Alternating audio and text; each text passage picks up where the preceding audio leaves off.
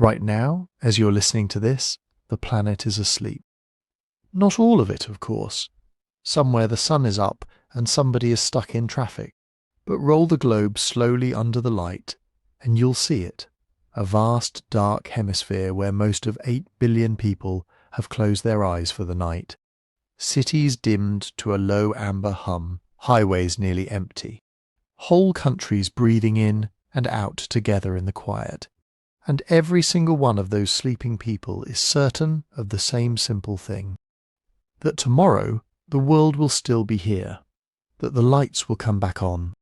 That the water will run, and the shops will open, and the ordinary machinery of everything will keep turning the way it always has. Take a moment with that certainty. It's a beautiful thing, really. It's the thing that lets you sleep at all. You don't lie awake wondering whether civilization itself will make it through the night, because why would you? It always has. Every morning of your entire life, the world was still there. Here's the quiet thing I want you to sit with tonight. Every civilization that ever collapsed felt exactly that same certainty, right up until the end. The people of Bronze Age Egypt felt it. The Maya in their great cities felt it. The Romans at the height of everything absolutely felt it. Nobody goes to sleep expecting their whole world to forget how to be a world. And yet, again and again, across the long dark reach of human history, that is precisely what has happened. The world ended, not with a bang, usually, more like a slow forgetting. And then, eventually, someone built it back up, and their descendants slept just as soundly as you do now, just as sure that it could never happen to them. So let me tell you about a pattern, and I want to be honest with you from the very first minute, because that honesty is the whole point of these. This is not a settled fact. It's a question, a strange, haunting, hard-to-shake question that sits at the edge of what we actually know. And the question is this. Roughly every 12,000 years, something seems to reset the human story. Something comes along and wipes the board, or nearly wipes it, and the survivors have to start again from almost nothing. 12,000 years. That's the rough spacing that keeps turning up when you lay out the great catastrophes side by side. And here is the part that tends to keep people awake, or at least it would if I let it. It has been about 12,000 years since the last really big one. Now, before your mind runs off with that, breathe. Because I am not here to frighten you, I promise. That is the opposite of what this channel is for. If anything, I want the exact reverse. I want to take something that sounds terrifying and lay it out so slowly, so carefully, so gently, that it turns into something almost peaceful. Because when you pull all the way back, when you look at the human story across tens of thousands of years, your own worries get very small and very quiet. And that, strange as it sounds, is a wonderful thing to fall asleep to. But before we go any further, I want to do the thing I always do. I want to know where you are, genuinely, right now, wherever you're listening from, your bed, a train, a dark kitchen at 3 a.m. Do me a small favour and leave a comment telling me your local time and where in the world you are. That's it. Just the place and the hour. Because when I read these back, it's the loveliest thing.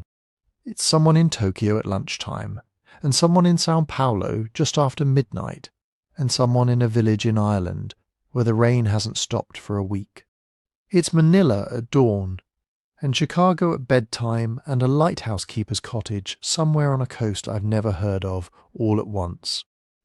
One quiet voice at a time, scattered right across this sleeping planet. And there's something about that I find genuinely moving, that so many of us are lying in the dark in completely different corners of the earth, listening to the same calm story about deep time. So tell me where you are. I really do read them, and here's why that little ritual matters more than it might seem. That web of listeners, all of you, connected across oceans by nothing but a signal in the air, that is civilization. That's the whole thing in miniature. Strangers depending on invisible systems they never think about. trusting that it all keeps working. It's astonishing when it holds, and history is the long, patient study of what happens when it doesn't. So here is what we're going to do tonight, you and I. We're going to walk very slowly through the collapses we can actually prove happened, the ones written in stone and ash and buried bone, the ones no serious person disputes. We'll look at the year 1177 BC, when the first truly connected world came apart at the seams. We'll go much further back to a moment about 12,900 years ago, when the climate itself seemed to snap, and an entire age of great beasts vanished from the earth. And then we'll ask the harder question, the open one. Is there really a clock behind all this? Is there some rhythm in the sky or in the earth or in the sun that keeps bringing the hammer down on roughly the same schedule? Or are we just doing the thing humans have always done, finding faces in the clouds, seeing patterns in what is really only noise? Because a universe with a clock is somehow less frightening than a universe without one. I'll tell you now, we won't land on a tidy answer, because there isn't one, and anyone who tells you there is selling something. What we'll do instead is hold the question up to the light and turn it slowly and look at all its sides, the solid science, the contested theories, the beautiful wild speculation, and we'll be honest at every step about which is which. That's the deal. No panic, no prophecy. Just a long, calm look down the well of deep time, together until your eyes get heavy and the thread of it all starts to loosen and drift. Because the truth is, whatever the clocks may or may not be counting, none of it can reach you tonight. You are safe. You are warm. You are tucked into one small, ordinary, precious moment, and the whole vast sweep of the human story is unspooling gently around you like a blanket. Empires you'll never remember the names of rose and fell, so that you could be here, in this bed, on this night, drowsy and alive.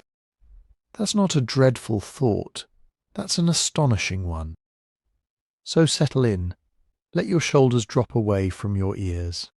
Let the day you've had start to feel very far off and very unimportant. We have a long way to travel, all the way back to the ends of worlds that came before yours, and there is no hurry at all. The clock, if there even is a clock, has been ticking for 12,000 years. It can wait for us to get comfortable, and you have nowhere to be but here, drifting, while I tell you how the world has ended before.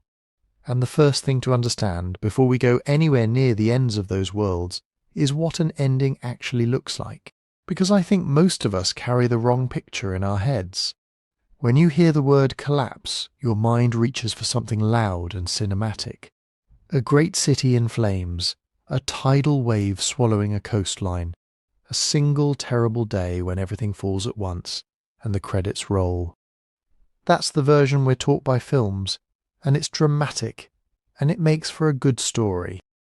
But it's almost never how it really happens. Real collapse is quiet. That's the first strange truth of it. Real collapse is not a bang. It's a slow, grinding failure of all the invisible things that hold a society together. Think about what actually makes your world work, not the buildings, the connections between them. The trade that brings food from a farm you'll never see to a shelf you visit without thinking. The writing that lets a promise made in one city be honoured in another a year later. The shared money everyone agrees to pretend is worth something. The roads, the records, the knowledge passed from one pair of hands to the next. None of that is stone. All of it is agreement and habit and memory. And when a civilization dies, that's what dies first. Not the walls, the web.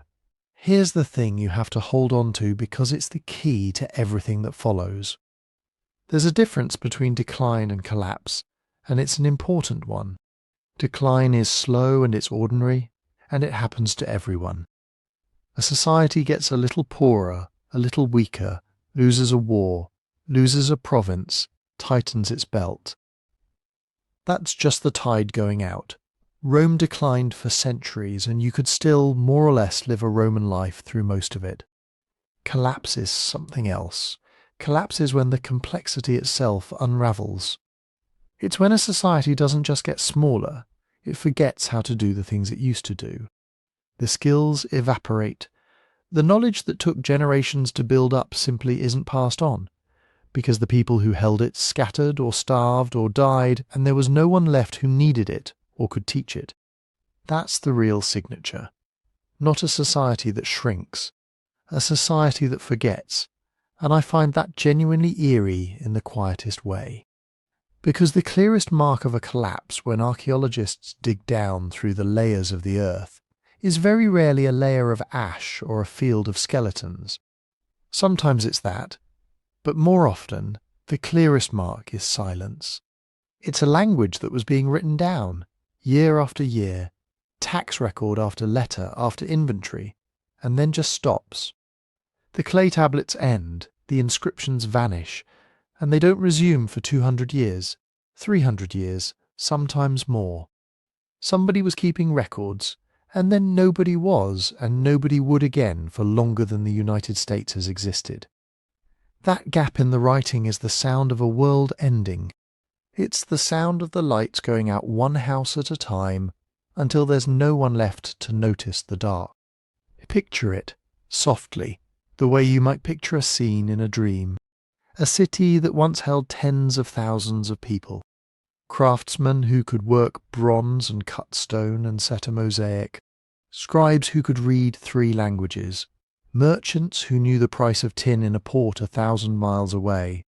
Priests who kept a calendar accurate enough to predict the flood of a river. And then, within a generation or two, all of that specialized knowledge, all those careful skills stacked up over centuries, gone. Not destroyed in a single night. Just no longer needed, no longer taught, no longer possible, because the world those skills belonged to had come apart. And you cannot be a long-distance merchant when there is no longer any long distance to trade across. The children of scribes grow up unable to read. The grandchildren don't know that reading was ever a thing their family did. The great buildings become quarries, and then they become hills, and then they become stories, and then they become nothing at all. So why does it happen? Why do these worlds, some of them so magnificent, so clever, so certain of themselves, come apart? And here we arrive at the idea that I think is the real heart of tonight, the thread that runs underneath every collapse we're going to look at. It's this: complex societies are fragile precisely because they are complex. That sounds almost backwards, doesn't it? You'd think that more complexity would mean more strength, more people, more knowledge, more tools, more ways to solve a problem. And in the good times, it absolutely does. But complexity has a hidden cost, and the cost is dependency. Every layer of a sophisticated society rests on the layer beneath it. The city depends on the farms depend on the trade that brings them tools and seed. The trade depends on roads being safe, and money being trusted, and kings keeping their agreements. The specialist depends on 10 other specialists to feed him, and clothe him and defend him, so that he's free to do his one small expert thing. And that arrangement is a marvel. It's the most productive thing our species has ever invented. It's why you can spend your whole life doing one narrow job and still eat every day.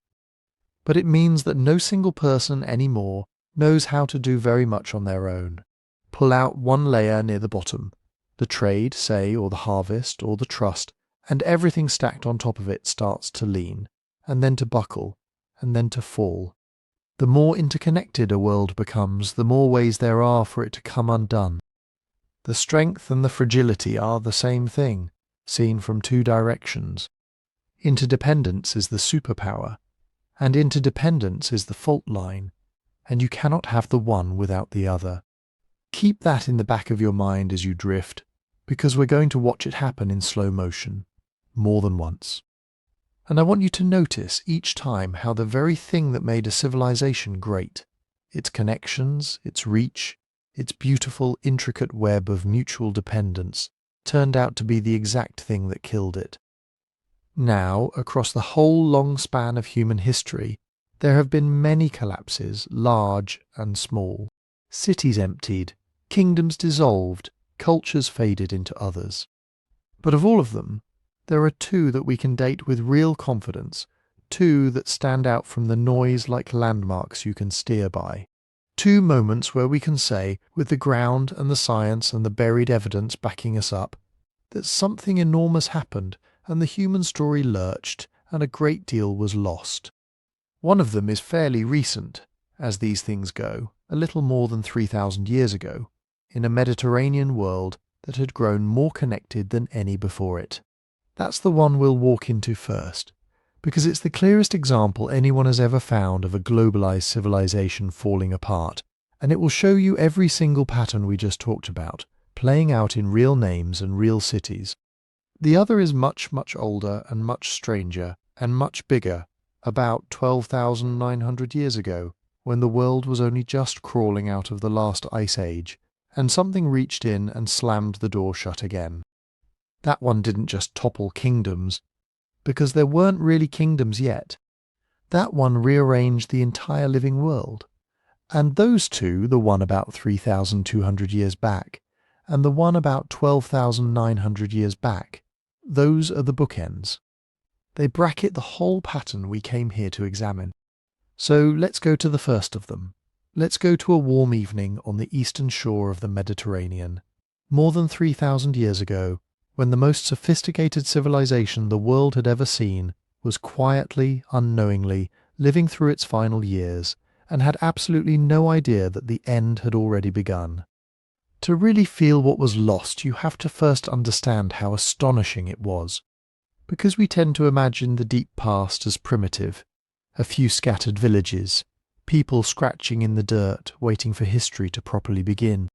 But the late Bronze Age, around 1300–1200 BC, was nothing like that. It was in a very real sense the first global world. Not global the way we mean it, of course, but for its time, breathtakingly connected. Picture a ring of great powers around the eastern Mediterranean, all of them talking to each other, trading with each other, marrying into each other, spying on each other. There was Egypt in the south, at the peak of its pharaonic glory. There was the Hittite Empire up in what's now Turkey, a superpower most people today have never even heard of. There was Mycenaean Greece, the world of the heroes that Homer would later half remember. There was Babylon and Assyria in Mesopotamia, and the wealthy island of Cyprus, and the great trading city of Ugarit on the Syrian coast, its harbour thick with ships. And these weren't isolated little kingdoms suspicious of one another. They were bound together. We know this. This isn't guesswork, because their letters survived. Kings wrote to kings and called each other brother. They exchanged gifts of gold and ivory and lapis lazuli, sent each other doctors, arranged royal marriages, complained about late shipments, the exact way you'd complain about a delayed package. There was a genuine international system here, with diplomacy and treaties and trade routes running like veins across the whole region. A merchant in one port could deal in goods from a dozen lands. It was, by any honest measure, a golden age. The people living in it must have felt, the way you feel, that this was simply how the world was and how it would always be. And here's the vulnerability, hiding right at the centre of all that splendour. It was a Bronze Age. The best tools, the best weapons, the whole material foundation of this civilization were made of bronze. And bronze isn't a metal you dig out of the ground. Bronze is a recipe. It's copper mixed with tin. Copper they could get in a lot of places. Cyprus was practically made of it. But tin was rare, and it came from far away, from sources hundreds and hundreds of miles off, carried along those long, fragile trade routes. So, think about what that means. The entire military and economic backbone of the most advanced world on Earth depended utterly on a long-distance supply chain for a single scarce ingredient.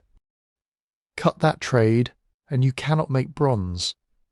And if you cannot make bronze, you cannot make swords or ploughs or armour or the tools of everyday life. Their greatest strength ran straight through their greatest weakness, and the two were the same thread. Does that sound familiar? It should. It's exactly the fragility we talked about, sitting right there at the heart of the Golden Age. Now, this is where I want to bring in the historian who has thought about this more carefully than almost anyone, an archaeologist named Eric Klein, who wrote a book with a title so good it tells you the whole story on its own, 1177 BC, the year civilization collapsed. And I want to be fair to him, because the popular version of this story usually gets him wrong. People love a single dramatic villain. They want to say the Sea Peoples destroyed the Bronze Age, full stop, mystery solved.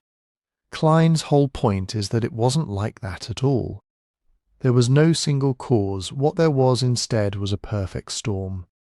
Several catastrophes arriving more or less together against a system that, as we've just seen, was brilliantly efficient and dangerously brittle. So let's lay the storm out, piece by piece, gently, the way you might set stones in a row. First, the climate turned. The evidence points to a long, punishing drought that settled over the eastern Mediterranean. Not a bad season or two, but a mega drought that may have lasted somewhere between 150 and 300 years. Crops failed. And when the crops fail across a whole region, year after year after year, you get famine. And famine is the quiet engine underneath so much of what follows. Hungry people move. Hungry people rebel. Hungry kingdoms stop being able to feed their armies or their scribes or their cities. Then, layered on top of the drought, the earth itself seems to have turned restless. Geologists have found evidence for what's sometimes called an earthquake storm, a cluster of major earthquakes striking the region across a span of decades, toppling walls and palaces up and down the coast. Now, one earthquake doesn't end a civilization. People rebuild. But an earthquake, on top of a famine, on top of a drought, hitting a society already stretched thin, that's how the storm builds. Each blow lands on a place already bruised. And then there's the trade. Remember, this whole world ran on connection, on those long veins of exchange, carrying tin and grain and everything else. As the droughts and the quakes and the unrest spread, those routes started to fail. Ships stopped coming. And here is where the true horror of interdependence reveals itself, because these kingdoms didn't fall one at a time in isolation. They fell like dominoes, precisely because they leaned on each other. When Egypt struggled, that hurt the Hittites, who were literally writing to Egypt, begging for grain. When the trade in tin faltered, everyone who needed bronze was weakened at once. Each kingdom that stumbled pulled at the ones still standing, and the whole beautiful interconnected system began to unwind, thread by thread. The very links that had made them all rich now transmitted the collapse from one to the next like a current down a wire. And into that chaos come the Sea Peoples. This is the part everyone remembers, the mysterious part. In the records of the Egyptian pharaohs, of Meneptah first, and then more famously of Ramses III, who fought them in a great battle around 1177 BC, we read of waves of seaborne raiders and migrants sweeping in from somewhere, we're still not entirely sure where, burning cities and displacing whole populations as they came. For a long time they were cast as the great villains, the barbarians who broke the Bronze Age. But look at them through the lens of everything else that was happening, and a subtler picture appears. The Sea Peoples were very likely a symptom as much as a cause. They were, in part, refugees, people fleeing their own failing homelands, driven by the same droughts and famines, moving because staying meant starving. The collapse didn't just create victims. It created desperate, uprooted, wandering multitudes, and those multitudes then became a force that accelerated the collapse everywhere they landed. The catastrophe fed on itself. And so, within the span of a few decades, that first global world came apart. Ugarit burned and was never rebuilt. We even have a final letter, baked hard in the fire that destroyed the city, warning of enemy ships on the horizon. The Hittite Empire simply dissolved. The Mycenaean palaces of Greece were abandoned. And then comes the detail that, for me, says it all. The detail that ties this straight back to what we said collapse really looks like. The Mycenaeans had a writing system, a script we call Linear B, used to keep the records of their palace world. And after the collapse, Linear B was forgotten, utterly. Greece fell into a dark age that lasted centuries, and during it, the Greeks lost the ability to write entirely. When writing finally returned to Greece, hundreds of years later, it was a completely different alphabet, borrowed anew. An entire civilization forgot how to read. That's the whole pattern, isn't it? Playing out in real names and real ash. Not a single catastrophe, but several arriving together. Not a sudden bang, but a web coming unwoven. And the survivors left staring at ruins they no longer had the knowledge to have built themselves.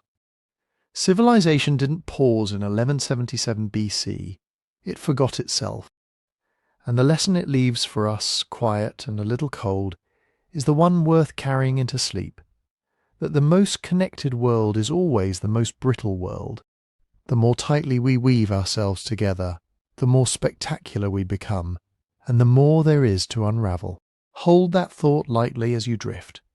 Because the Bronze Age, for all its glory, was a small and simple thing next to the world you and I live in now. So hold that thought about the Bronze Age a moment longer, and then let it go. Because we're about to leave it far behind. Because as terrible as 1177 BC was, it was, in the grand scheme of things, a shallow wound. Kingdoms fell, writing was forgotten, cities emptied out, but the climate stayed livable. The rivers kept running, the seasons kept turning in the order people expected. Humanity had lost its empires, but it had not lost the world itself. Now I want to take you much further back, almost 4 times further, to a moment when it wasn't the trade routes that failed, or the kings, or the harvests. It was the planet. Picture the Earth about 13,000 years ago.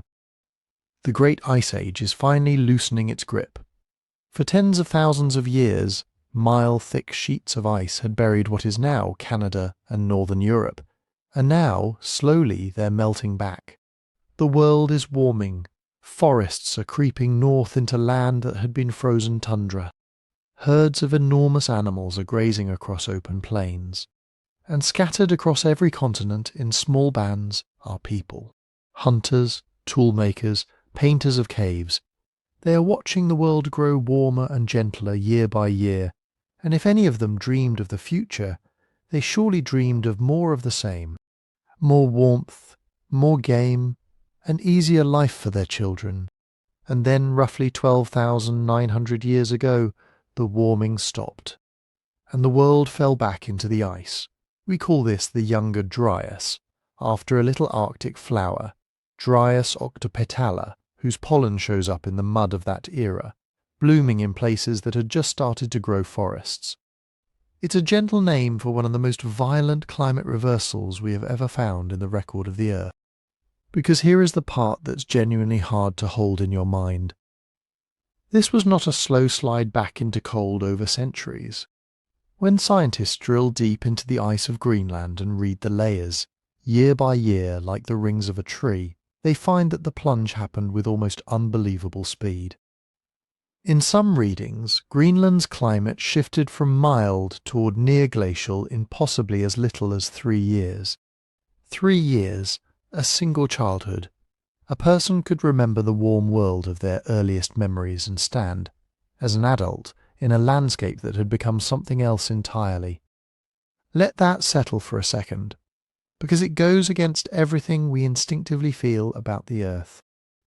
We think of climate as the slowest thing there is, something that moves over ages, over the lives of 1,000 generations, far too gradual for any one person to notice.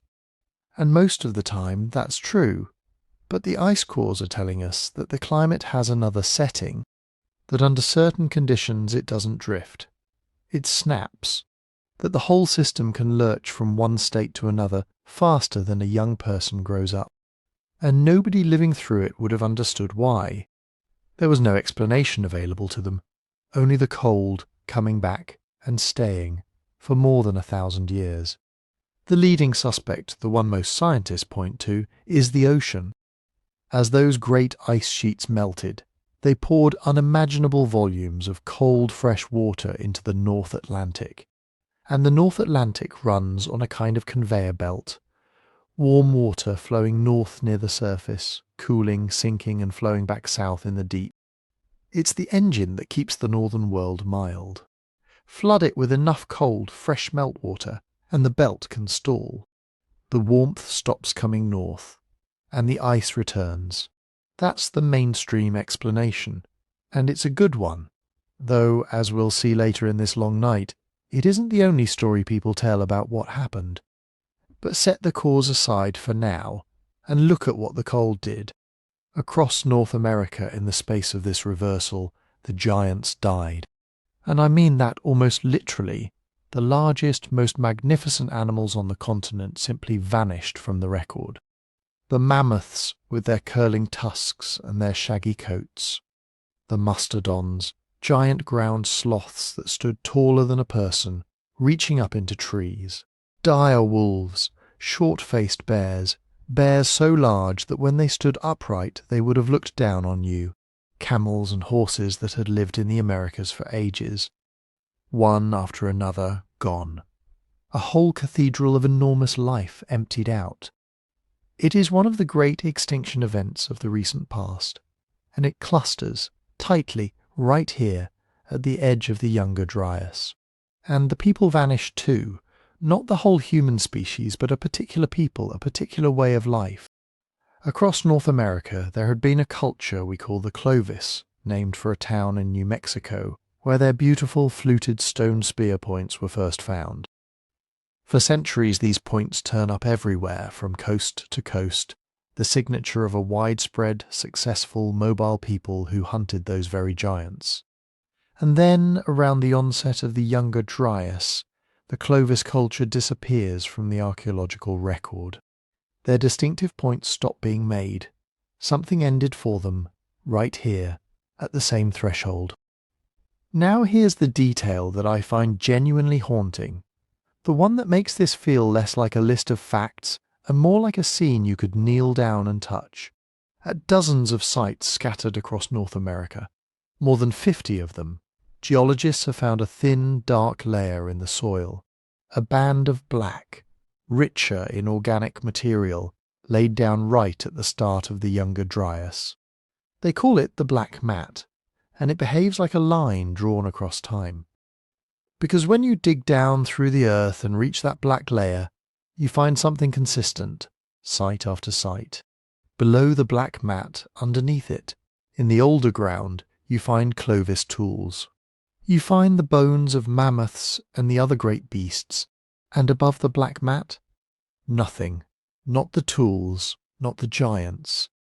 They occur below it, and they do not occur above it. The black mat is the last page of one world, and above it a different, emptier world begins. You can stand in a dry wash in the American Southwest and put your finger on the exact stripe of dark earth where the mammoths stop. We don't fully agree on what that black mat represents, or what precisely killed the giants, whether it was the cold itself, or the collapse of the plants they depended on, or human hunting pressure at the worst possible moment, or some combination arriving all at once. That argument is still very much alive, and we'll come back to one of its more dramatic versions later on. But the pattern itself, the line in the earth, is real. The giants are below it, and they are not above it. For more than 1,000 years the cold held on, and then the Younger Dryas ended the way it began, with breathtaking speed. Around 11,700 years ago, the earth swung back toward warmth, and again the ice cores tell us it happened not over millennia, but over decades. Greenland warmed by as much as 10 degrees Celsius in a matter of decades. The conveyor belt restarted, the cold released its grip, and this time the warmth held. And this quiet, stable, generous warmth that arrived about 11,700 years ago, this is the world you were born into. Geologists have a name for the age that opened on that morning. They call it the Holocene, and it is the whole stage of the human story that you've ever heard of. Everything. The first villages, the first fields of planted grain, the first pottery, the first cities, the first written words, every pharaoh and every emperor, every religion, every war, every song ever recorded, all of it, the entire library of human civilization, fits inside the calm that followed the Younger Dryas. Before that door swung open, our ancestors were scattered hunters clinging to a lurching, dangerous world. After it, in the steady warmth, we built everything. So the Younger Dryas is not just another catastrophe. It's the reset that made us. The ice came, and the giants died, and a way of life ended, and then the ice withdrew, and into the stillness it left behind, humanity walked and began, slowly, to become what we are. Every field of wheat, every quiet town, every glowing city you have ever seen is a child of the peace that came after that last great cold. And now, here's the thought I want you to carry gently into the next part of our night. Do the simple arithmetic. That reset, the end of the Younger Dryas, the beginning of our warm and civilized age, was roughly 12,000 years ago. And the world we've built in that window is the only world we've ever known. We've come to feel that this steady climate is simply how the Earth is, normal, permanent, the background against which everything happens. But the ice cores whisper something else. They say that stability isn't the rule. It's the exception. It's the calm stretch between the lurches. And it has been about 12,000 years since the last one. Rest with that number a while, 12,000 years. We'll be circling back to it. So the ice withdrew. The world went quiet and warm. And I want to stay in that moment with you in the first few centuries of the Holocene, because something happened there that we are only beginning to understand, and it changes the shape of the whole story we've been telling. Because when we imagine the survivors of the Younger Dryas, we tend to picture them as small and scattered and struggling. Hunters with stone-tipped spears, huddled through the last of the cold, waiting for the world to make sense again. Simple people, we assume, with simple lives. Farming hasn't been invented yet. Nobody has fired a clay pot. There are no cities, no writing, no metal, no wheel. If you had to guess what such people could build, you'd probably guess not much. A shelter, a hearth, a grave, that's the story we told ourselves for a very long time. First came farming, we said, then villages, then surplus, then leisure, then priests and temples, and everything grand. Civilization was supposed to climb that ladder in that exact order, rung by rung. You had to grow the food before you could build the temple. And then on a dry hilltop in southeastern Turkey we found something that kicked the ladder out from under us. Its name is Göbekli Tepe, which means roughly Potbelly Hill, a low rounded rise of land near the modern city of Urfa. For decades it sat unremarkable, dismissed by an earlier survey as probably a medieval cemetery, just scattered stones and a lonely mulberry tree. Then in 1994, an archaeologist named Klaus Schmidt came to look at it with different eyes. He walked that hill and saw the tops of things poking through the soil. The flat crowns of what he suspected were not gravestones, but something far older and far stranger. He began to excavate the following year, in 1995, and what he began to pull out of that hillside rewrote the timeline of the human story. Beneath the surface lay great enclosures, rings of massive stone pillars standing upright, some of them taller than 3 grown men and weighing many tons. Not rough boulders, carved, shaped into elegant T-shapes, arranged in circles, with pairs of especially tall pillars standing in the centre like presences watching over the ring, and across their surfaces carved in relief an entire bestiary of the ancient world.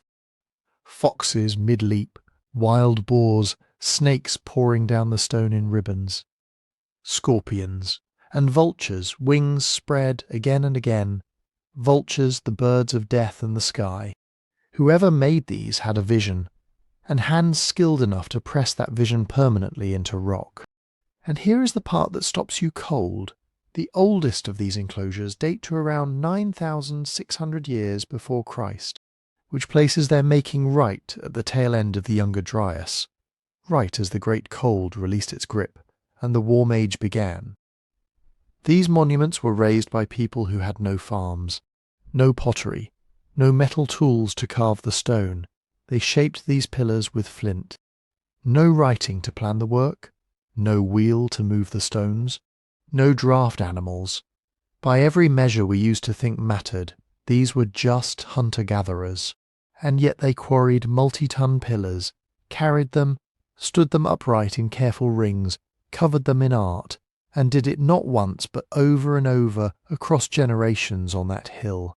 Sit with what that means, because it turns our neat little ladder upside down. We always assumed the temple came after the town, that first you invent farming, and the surplus food frees a few people to become priests and artists, and only then, once you're comfortable and settled and fed, do you get around to building something sacred.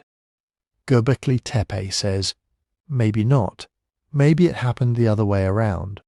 Klaus Schmidt himself came to suspect something radical, that the gathering came first, that the sacred came first, that the deepest human impulse wasn't to plant a field, but to come together, in numbers, at a meaningful place, to build something larger than any one person, and to stand inside it in awe, and that maybe farming was invented afterward, not as the cause of all this, but as the consequence.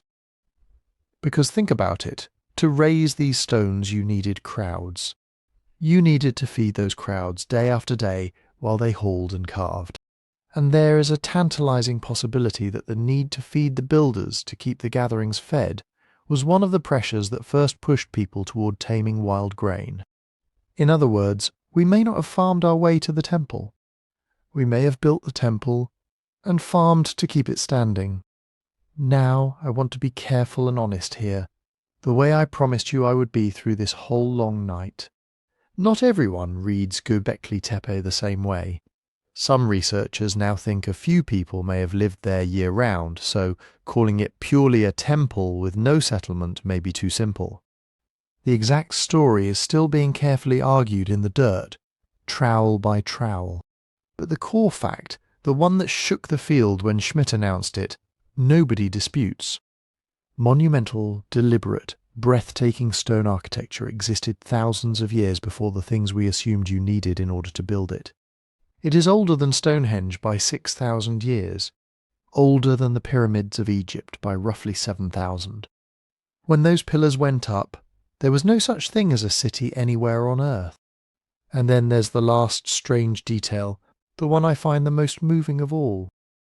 At some point, after generations of use, the people of Göbekli Tepe did something almost tender and utterly deliberate. They buried it.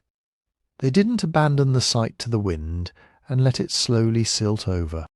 They intentionally backfilled the enclosures, packed them full of rubble and earth and animal bones by hand, until the great carved pillars were completely hidden beneath the hill. They tucked their temple into the ground and covered it over. We don't know why. Maybe a closing ritual, maybe a way of putting something to rest. But that act of burial is why it survived at all, why, 11,500 years later, a man with a trowel could brush the soil from a vulture's carved wing and see it exactly as its makers left it.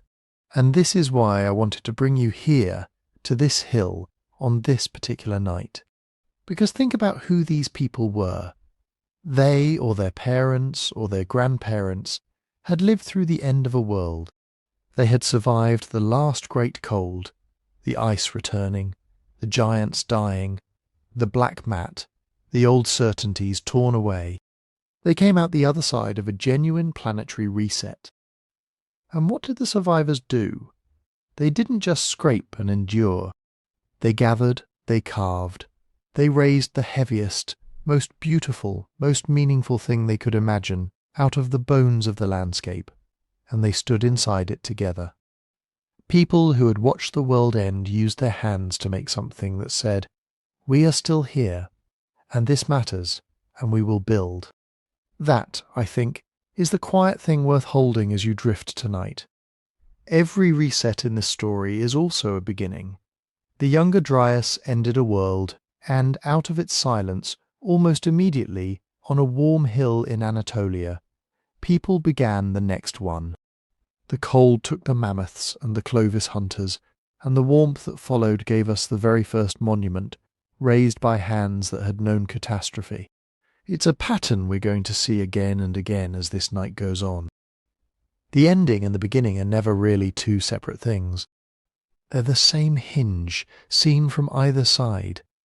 A world falls, and in the rubble, before the dust has even settled, someone picks up a stone and starts to carve. So when you feel the weight of all these collapses pressing down, the Bronze Age forgotten, the Younger Dryas giants gone, let Göbekli Tepe be the counterweight. Somebody always survives, and the survivors more often than not do the most human thing imaginable. They build again.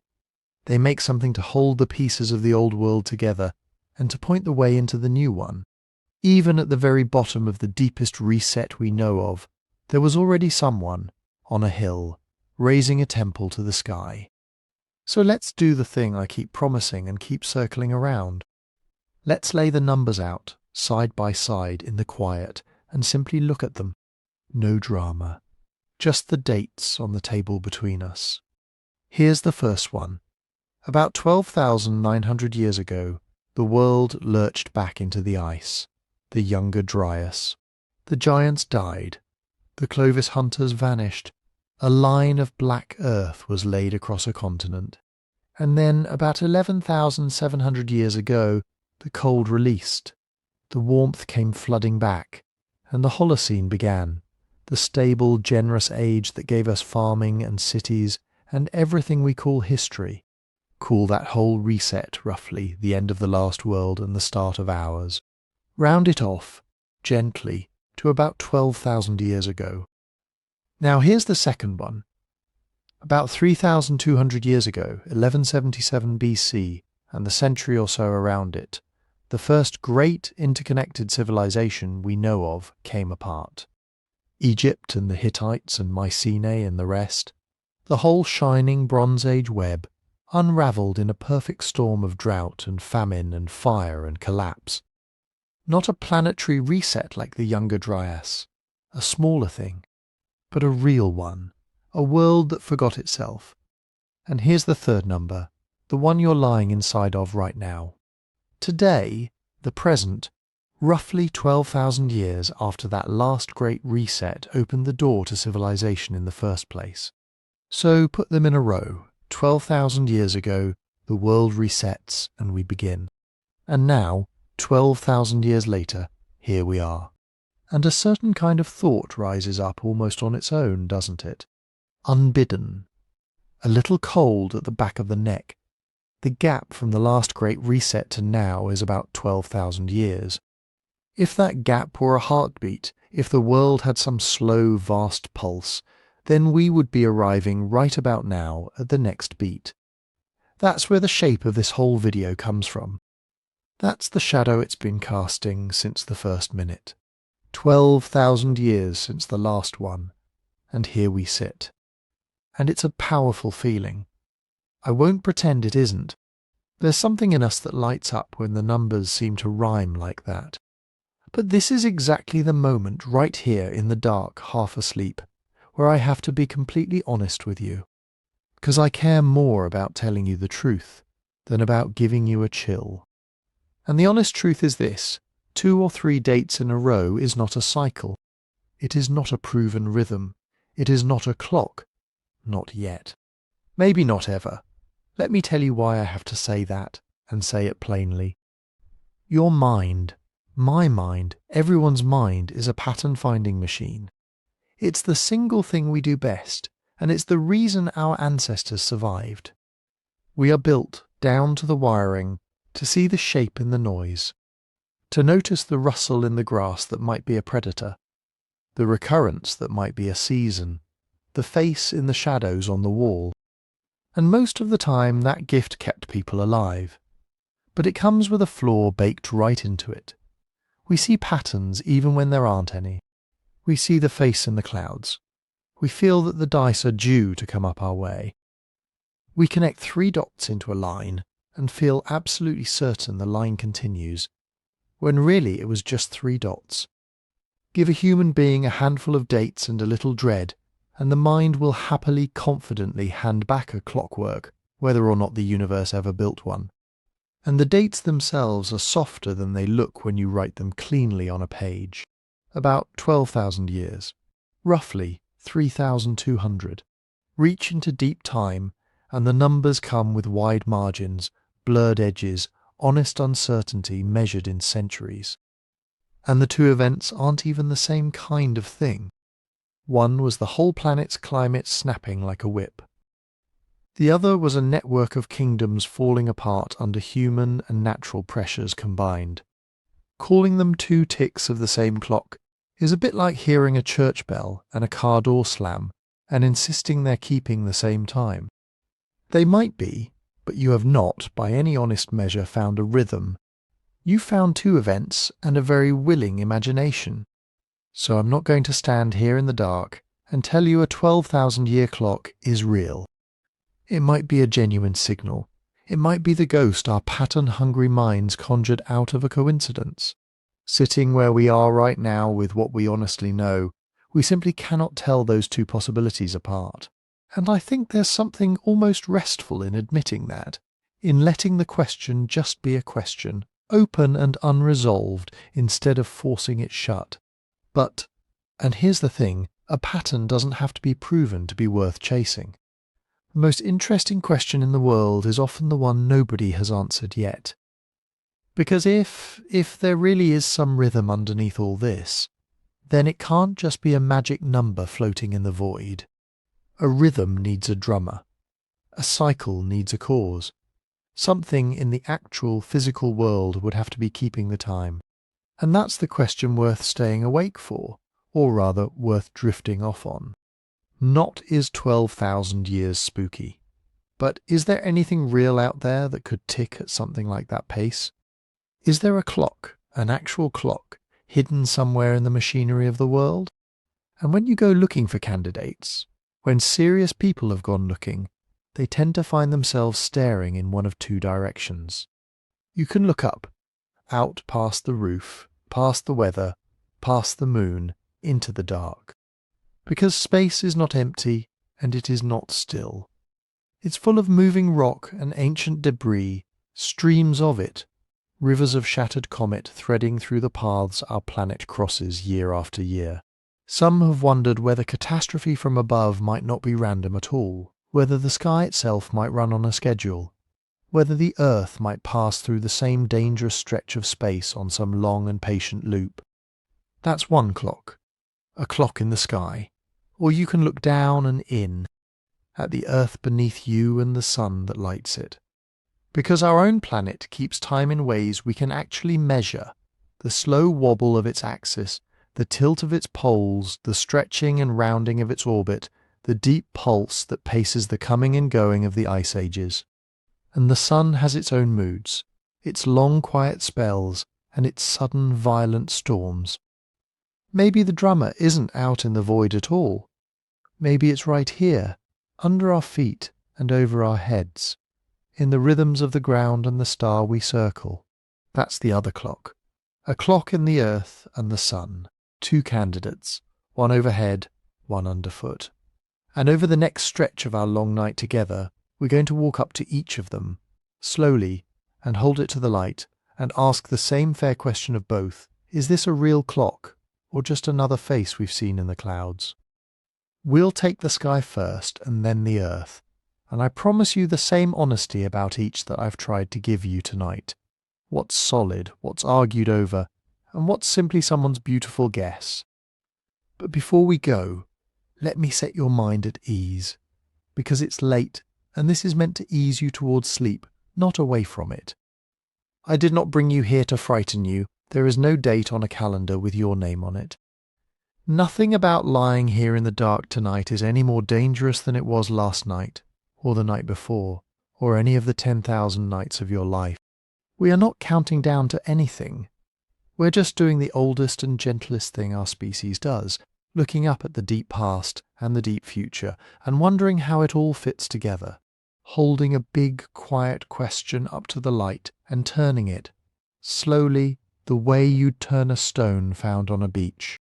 So let the dread ease back down, let the tightness go out of your neck and jaw, and come with me, unafraid, to look for a clock, starting in a moment, with the one hidden in the sky. So here is where we go looking, and the strange thing is that the first clock isn't hidden at all. You've seen it. You've probably wished on it. On a clear night, if you lie back somewhere dark and let your eyes adjust, sooner or later, a thin line of light will draw itself across the sky and vanish before you can point. A shooting star. A little piece of the solar system falling into our air and burning up 60 miles over your head. It feels random, doesn't it? A gift from nowhere, but it isn't random at all. It's on a schedule, and once you understand the schedule, the sky starts to look less like a decoration and more like the face of a very old, very patient clock. Here's how that works. Comets, as they loop around the sun, shed dust and grit and gravel behind them, a long dirty trail strung out along their orbit. And Earth, going around the sun on its own path, sometimes crosses through one of those trails. When it does, we plough into all that debris at tens of thousands of miles an hour, and the little grains burn up, and we call it a meteor shower.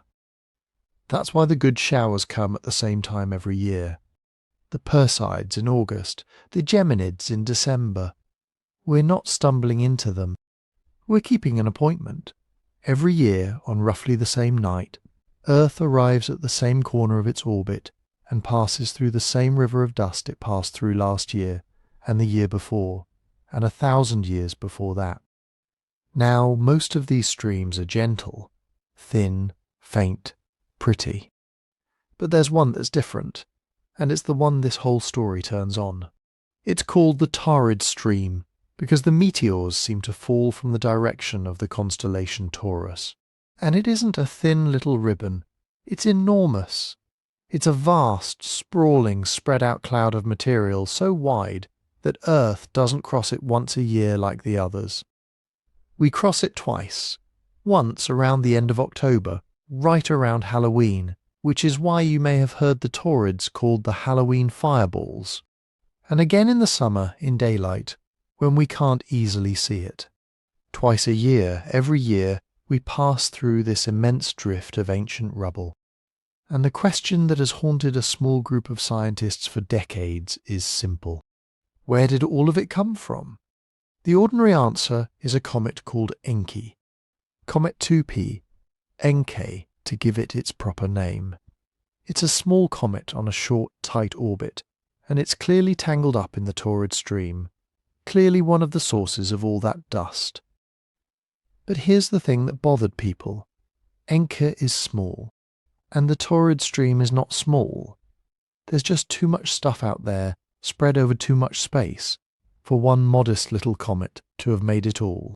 It's like walking into a house and finding it knee-deep in sawdust, and being told it came from a single pencil sharpener. The scale doesn't add up. Something much bigger must have happened here. Something we didn't see. And that brings us to two astronomers, Victor Klube and Bill Napier, and to an idea they put forward back in 1984 that is either one of the most unsettling notions in all of astronomy or a beautiful mistake, and to this day people argue about which. Their idea went like this. What if Encke and the Taurid stream and a whole scattering of other objects out there are all the broken pieces of one single giant comet?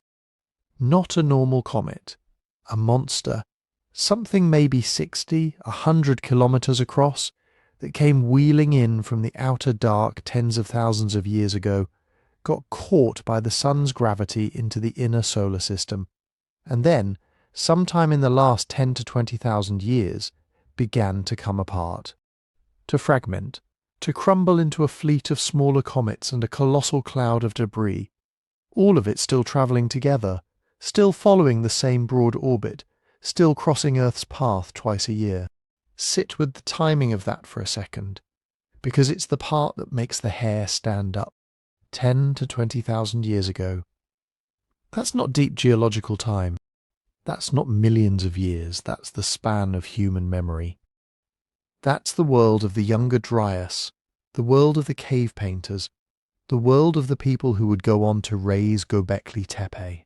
If Klube and Napier were right, then at the exact moment our ancestors were living through the end of the last Great Reset, the sky above them was filling up with the shattered pieces of a dying giant.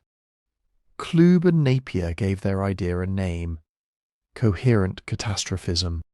And it's worth slowing down on what that phrase actually means, because it's the whole heart of it. For most of the 20th century, when scientists thought about things hitting the Earth from space, they thought of it as random, bad luck, a stray asteroid on a lonely orbit that happens once every so many million years to wander into us. No pattern, no schedule, just the roll of very large, very slow dice. Coherent catastrophism says something different. It says the danger might not be scattered randomly through time at all. It says the danger might come in waves, that the debris of that broken giant might not be spread evenly around the orbit, but bunched up, clumped into a denser knot, a swarm that Earth only meets when the orbits line up, just so, a river with rapids in it. And when we hit one of those thick patches, we don't get a pretty meteor shower. We get a bombardment. They even proposed a mechanism for the clumping, a gravitational resonance with Jupiter, a 7-2 rhythm, Jupiter's pull slowly herding the biggest fragments into a tighter pack that drifts through the stream. The Taurid resonant swarm, they called it. And the implication, the quiet, cold implication under all of it, is that catastrophe from the sky might not be an accident. It might be an appointment, scheduled, not by anyone, not by anything with intention, just by the blind arithmetic of orbits, the same arithmetic that brings the Perseids back every August. A clock made of gravel, ticking on a cycle of thousands of years, and we only find out what time it is when we pass through the dense part again. There's one more thread worth pulling here, gently, because it shows you how alive this argument still is. Some people who take the Taurid seriously have looked at the great mystery blast of the 20th century, Tunguska in 1908, when something exploded in the air over remote Siberia with the force of a hydrogen bomb and flattened 800 square miles of forest without leaving a proper crater, and they've noticed that it happened at the end of June. In summer, during the daytime Taurids, the very stretch when Earth is crossing the hidden half of the stream. And they've wondered aloud whether Tunguska was a Taurid, a piece of the old broken giant arriving right on cue. It's a genuinely intriguing thought. It is also, I have to be honest with you, far from proven. Plenty of researchers think the timing is coincidence, and the object was an ordinary stretch. But you can see how the whole idea keeps its hooks in people. Once you've imagined a scheduled sky, every fireball starts to look like it might be keeping an appointment. Now, I promised you honesty about every clock, and this is where I have to keep that promise fully, because the core of this one is contested. Genuinely, seriously contested. Coherent catastrophism has never been mainstream. And in recent years, in the 2020s, several careful studies have gone hunting through that resonant swarm with telescopes, looking for the big, dangerous objects that ought to be there if the scary version were true. And they've come back and said, in effect, it's quieter than we feared. The population of large, city-killing bodies hiding in the Taurid swarm appears to be smaller, maybe much smaller, than the boldest versions of the theory predicted.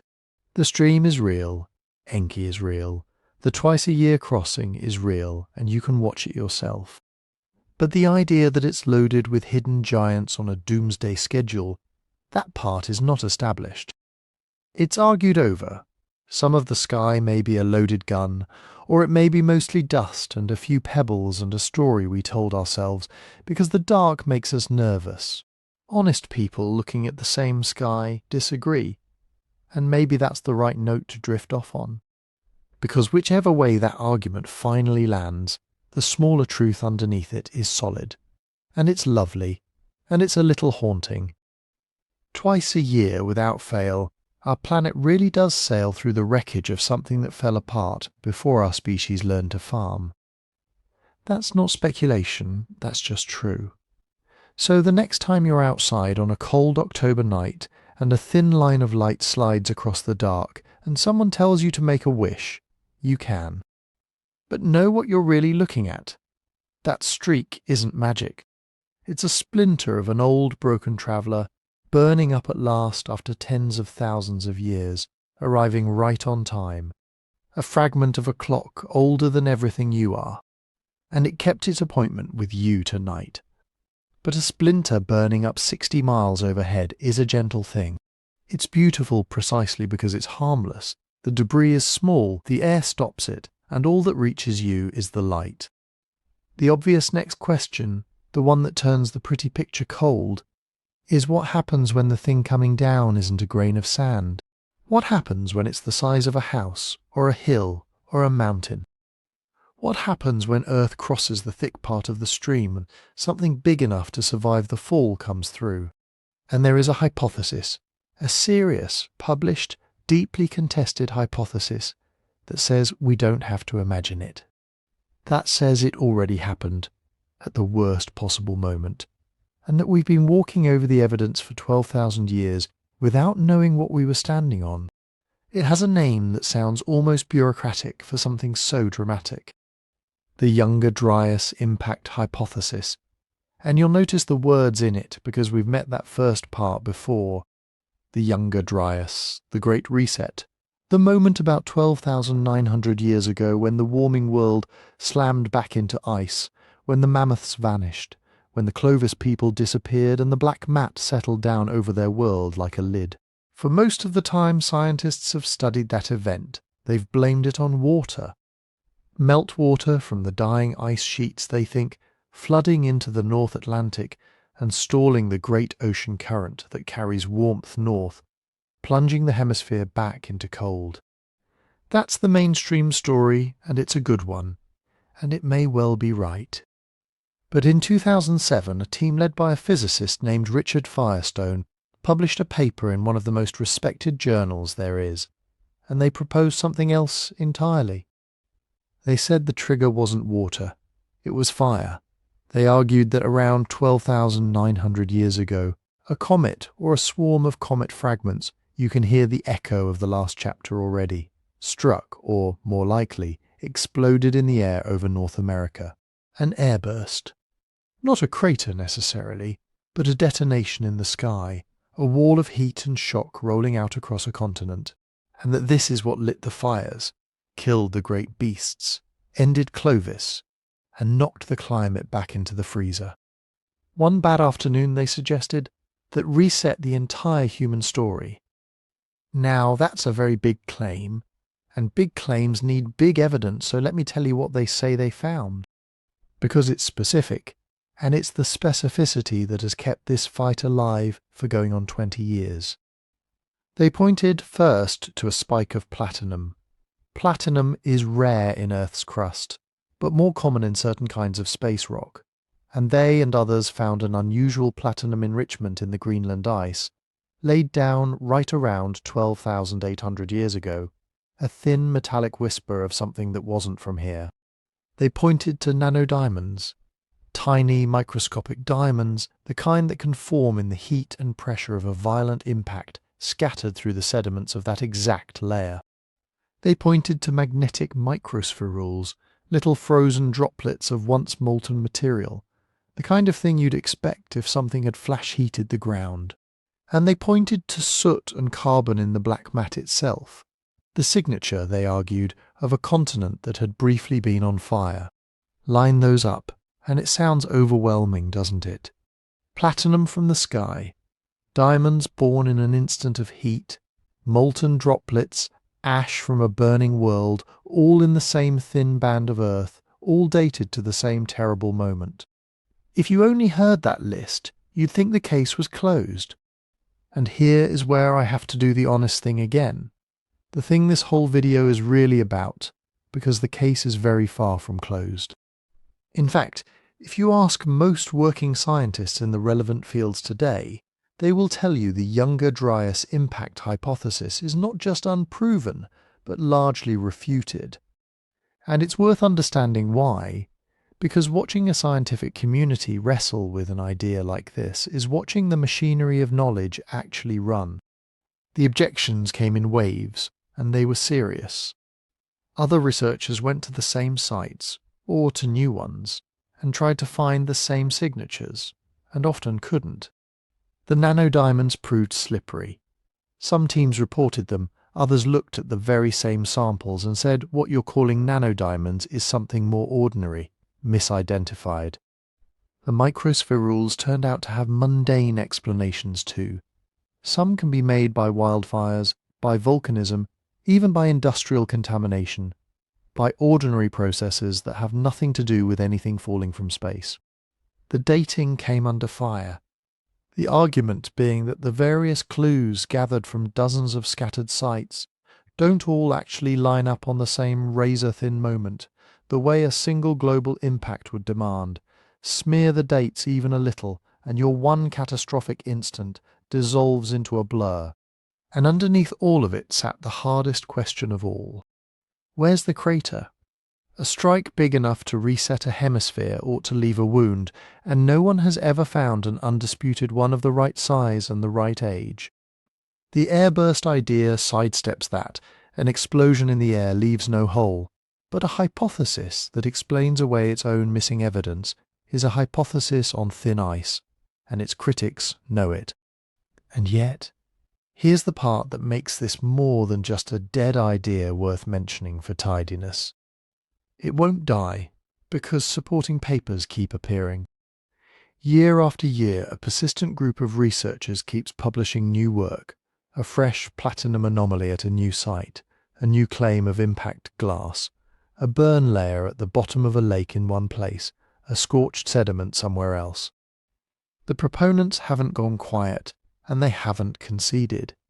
And some of what they bring forward is not so easy to wave away. So the fight grinds on. One side says the pattern is real, and the mainstream is too stubborn to see it. The other side says the proponents are seeing a pattern that was never there, finding the impact they went looking for. And the rest of the field mostly watches, unconvinced, but not entirely able to look away. I want to be careful with how you hold this as you drift off, because it would be easy to hear all that and think, well, so it's just true and they're covering it up. Or the opposite. So it's nonsense and we can forget it. Neither of those is where an honest person lands. This is simply what an unresolved question looks like from the inside. A fringe idea that refuses to die is not the same as a proven one. That's the crucial thing, and it cuts against the impact camp. But an idea that keeps generating new evidence, that keeps forcing its critics back into the field to check again, isn't nothing either. It's science arguing with itself out loud, in slow motion over decades, which is exactly what science is supposed to do. Certainty isn't the normal state of knowledge. This is the long, patient, unfinished disagreement. And it matters for our real question, the one under everything, because you can feel what's at stake. If the last world really did end in fire from above, if the Great Reset was a strike, and not just a slow drowning of currents, then the sky clock from a moment ago grows teeth. Then the broken giant and the great collapse aren't two separate stories but one, cause and effect, the swarm and the scar. But look how much weight that little word if is carrying. It's holding up a whole cathedral of consequence on a foundation we can't yet trust. And so the most truthful thing I can leave you with here isn't an answer. It's a kind of humility. We are trying to read the deep past from the thinnest of traces, a scatter of metal in old ice, a haze of maybe diamonds in the dirt, a dark stripe of long cold ash.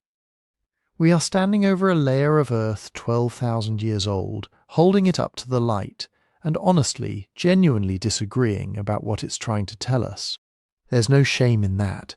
It might even be the most human thing we do, reading the fire in the ashes, long after the fire has gone out, and admitting, softly, that we're not yet sure. So let's come down out of that argument, down out of the contested sky, and put our feet on ground we can actually trust.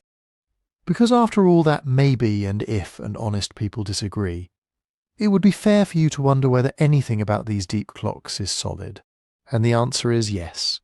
There are rhythms in the earth and the sun that are not speculation, not fringe, not a fight in a journal. They're measured, they're proven. We know they're real, the way we know the tides are real.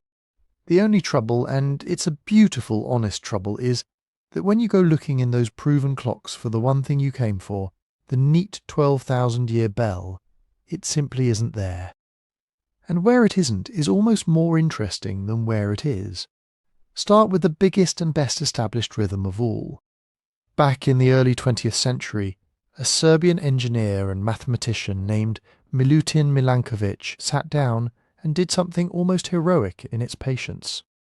By hand, over years, he calculated the slow wobbles of the Earth's motion through space and worked out how they should change the sunlight falling on the planet across tens of thousands of years. What he found, and what the ice cores and seabed sediments have since confirmed beautifully, is that the ice ages marched to an astronomical drum. 3 drums, really, layered over each other. The first is precession, the slow wobble of the Earth's axis, the way a spinning top traces a lazy circle as it winds down. Our axis does that too, once about every 26,000 years, slowly changing which stars sit at the pole and when in the year each hemisphere leans toward the sun.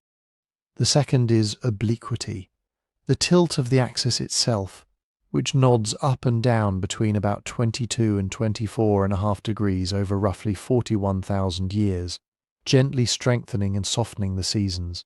And the third is eccentricity, the shape of Earth's orbit, which stretches from nearly a circle to a slightly longer oval and back over cycles of around 100,000 years. These aren't guesses. This is the clockwork that paced the great ice ages, the advance and retreat of the mile-thick sheets, and the fingerprints are written all through the geological record. Milankovitch cycles are about as close to a proven planetary clock as you will ever find. And here's the honest problem, the one I want you to hear clearly because it's the whole point. Look at those numbers again. 26,000, 41,000, 100,000. Not one of them is 12,000. There is no clean astronomical cycle of 12,000 years. The strict clockwork that the whole premise of tonight seems to want. A great bell that tolls every 12 millennia and rings in the end of a world is not in the orbital data.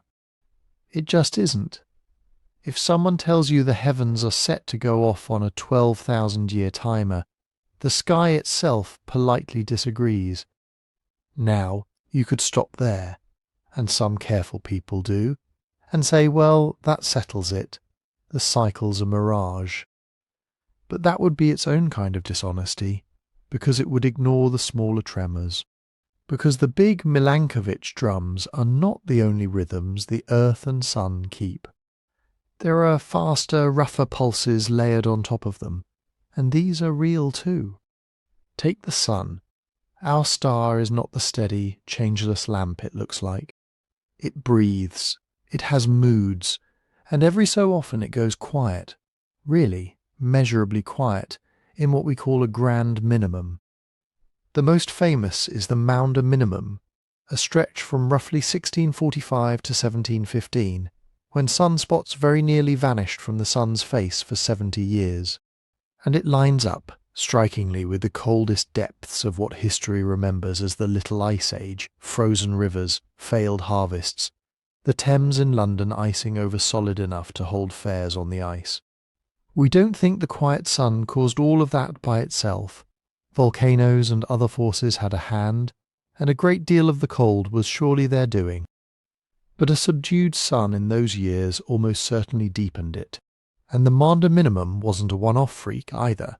When you read back through the record of the sun's carbon-marked breath preserved in old wood and old ice, you find other long quiet spells scattered across the centuries, earlier lulls with their own cold shadows.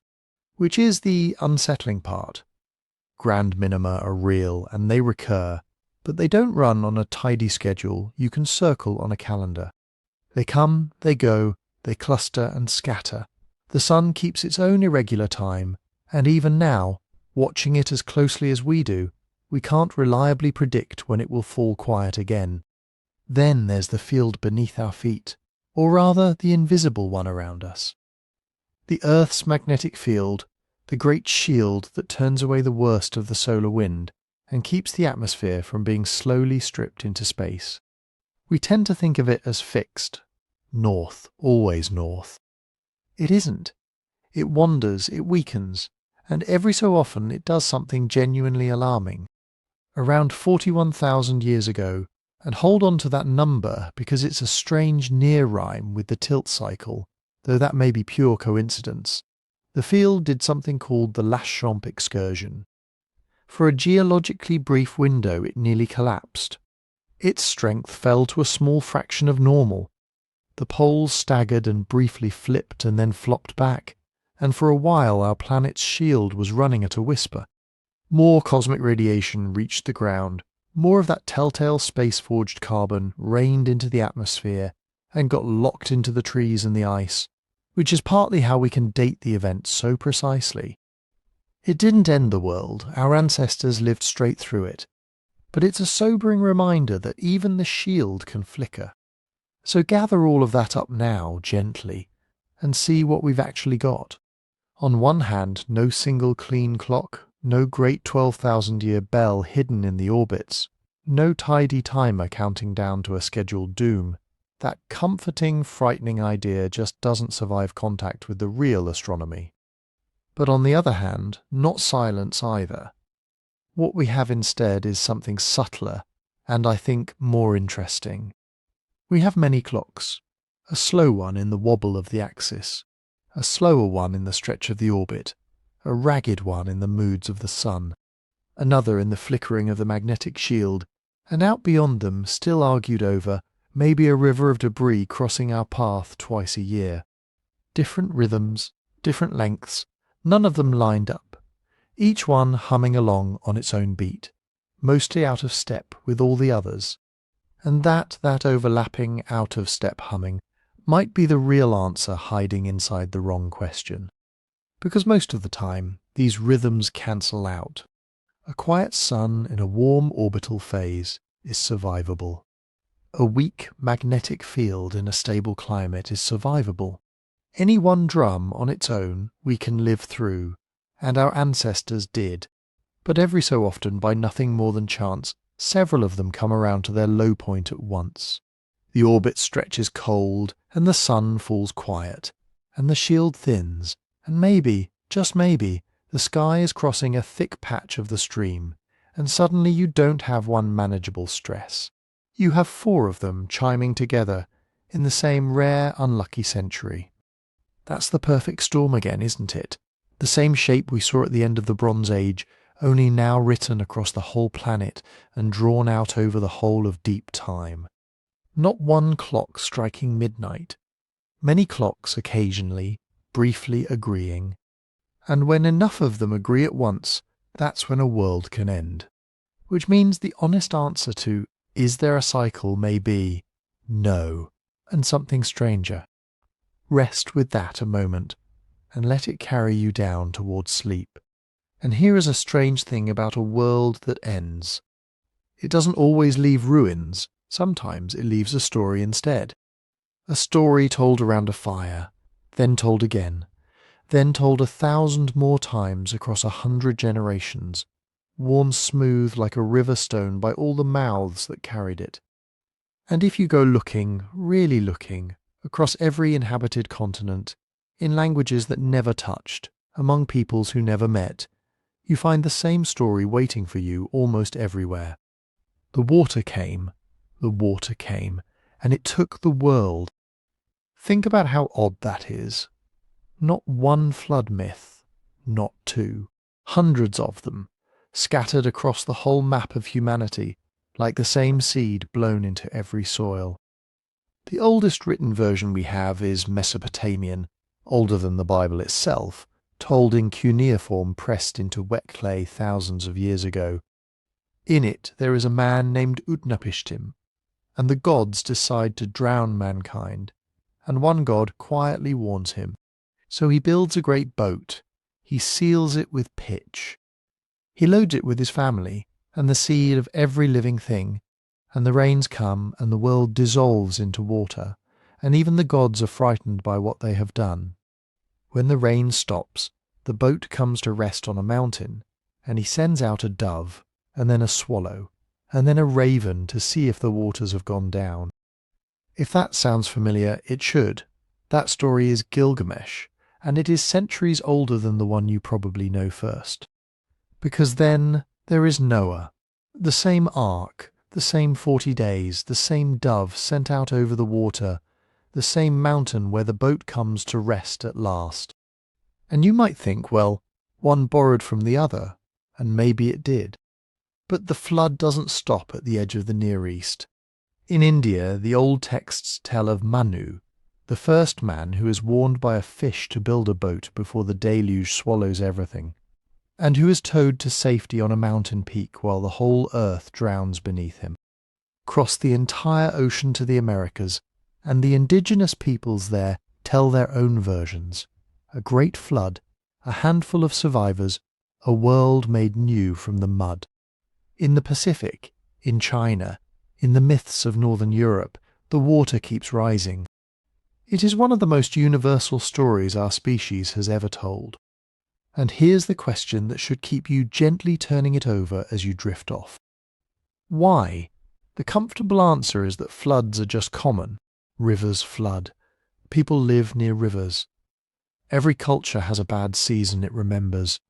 A spring the river came over its banks and took the low fields, and a story grows up around it the way moss grows on a stone. And that's true, and it's surely part of it.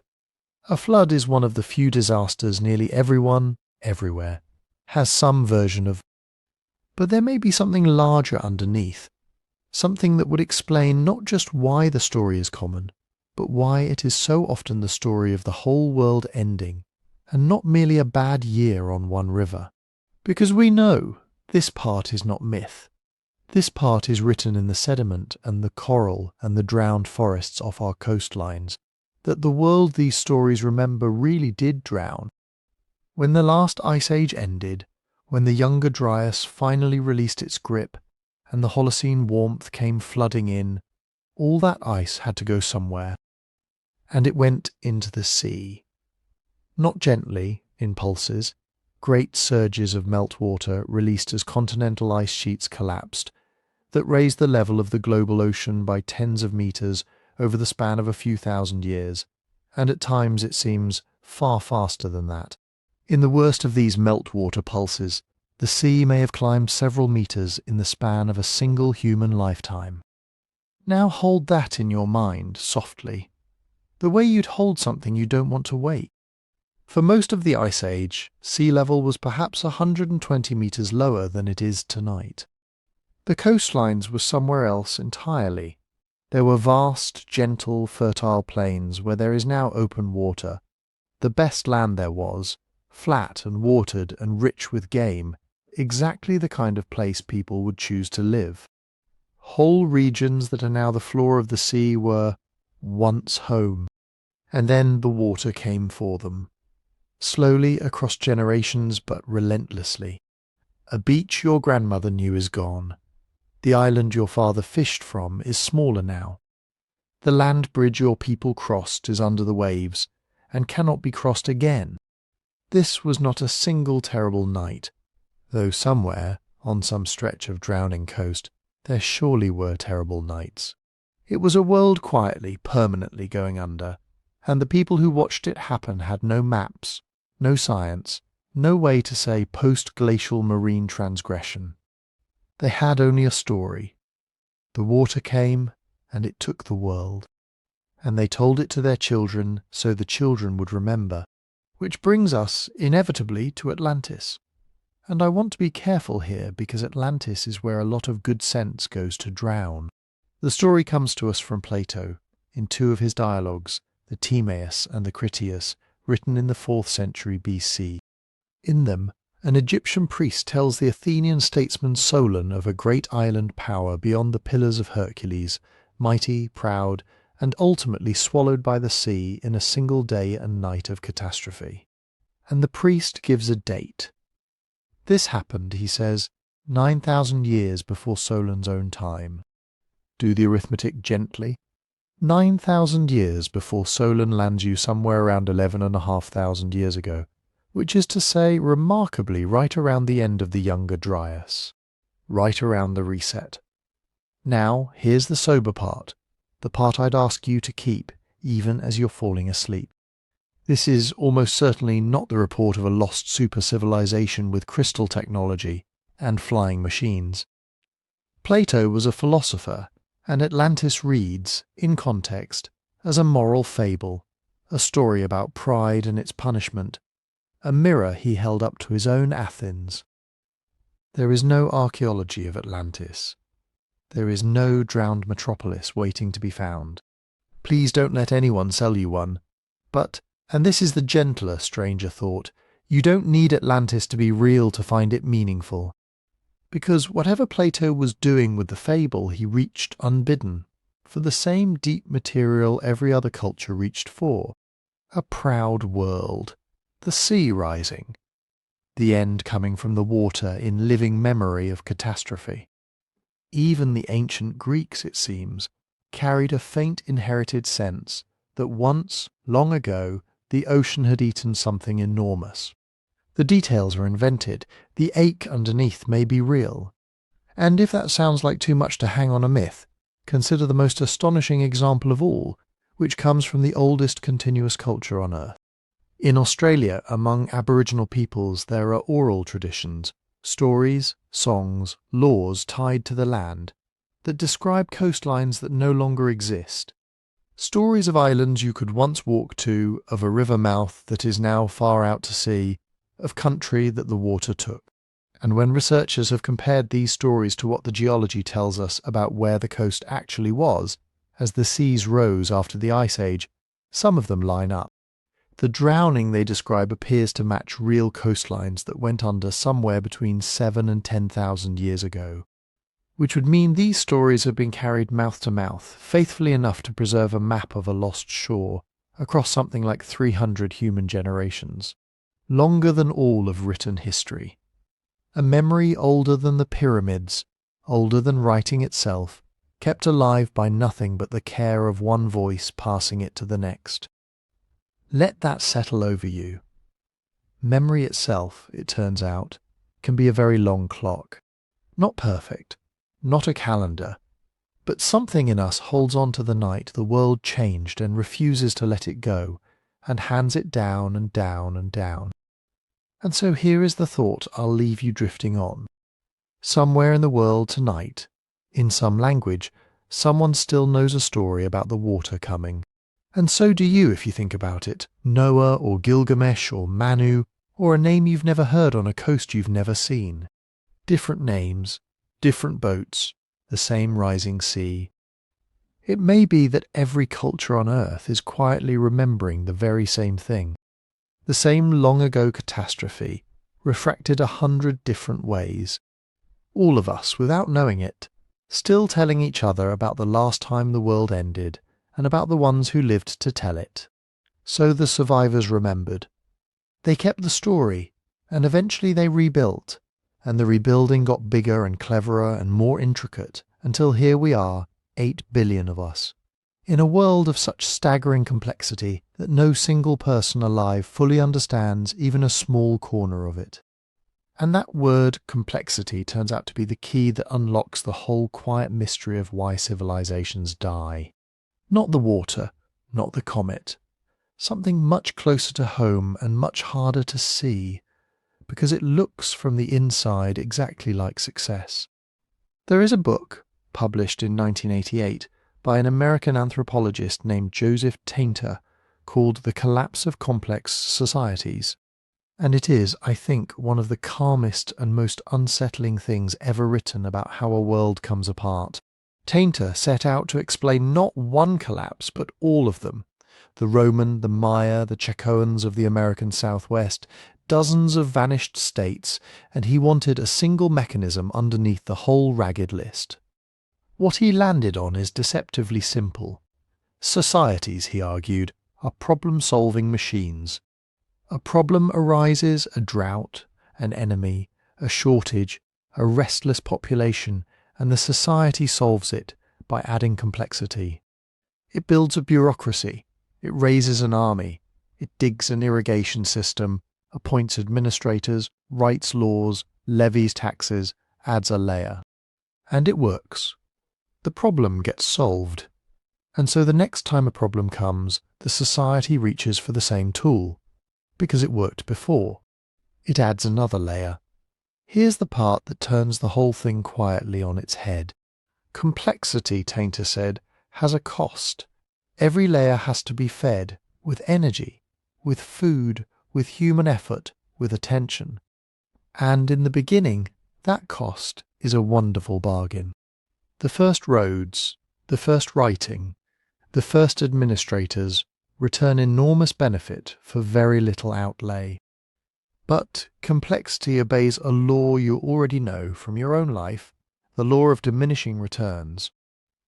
The 10th administrator solves less than the first did. The 100th solves less than the 10th. You keep paying more and getting less, because the easy problems were solved long ago, and only the hard, expensive ones remain. And a society, like a person, doesn't notice the exact moment the bargain goes bad. It just keeps doing the thing that used to work, adding, expanding, complicating, while the return on each new layer shrinks toward nothing, and the cost of holding the whole edifice up climbs and climbs. And then one day the cost of complexity exceeds what complexity is giving back. The society is spending more to maintain itself than it can afford, running harder and harder just to stay in place. And at that point, this is Tainter's genuinely startling idea. Collapse can become the rational choice. Not a catastrophe imposed from outside, but a kind of relief. When the empire costs more than it's worth, people simply stop paying for it. They stop funding the distant capital. They stop maintaining the roads to a market that no longer serves them.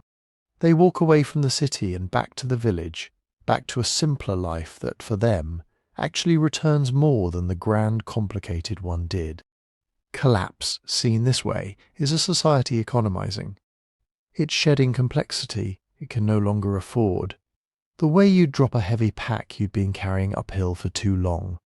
There is loss in it, real loss. But there can also be a strange logic, even a kind of sense. The Romans in some crumbling frontier province may have found the barbarian tax collector cheaper and less demanding than the imperial one.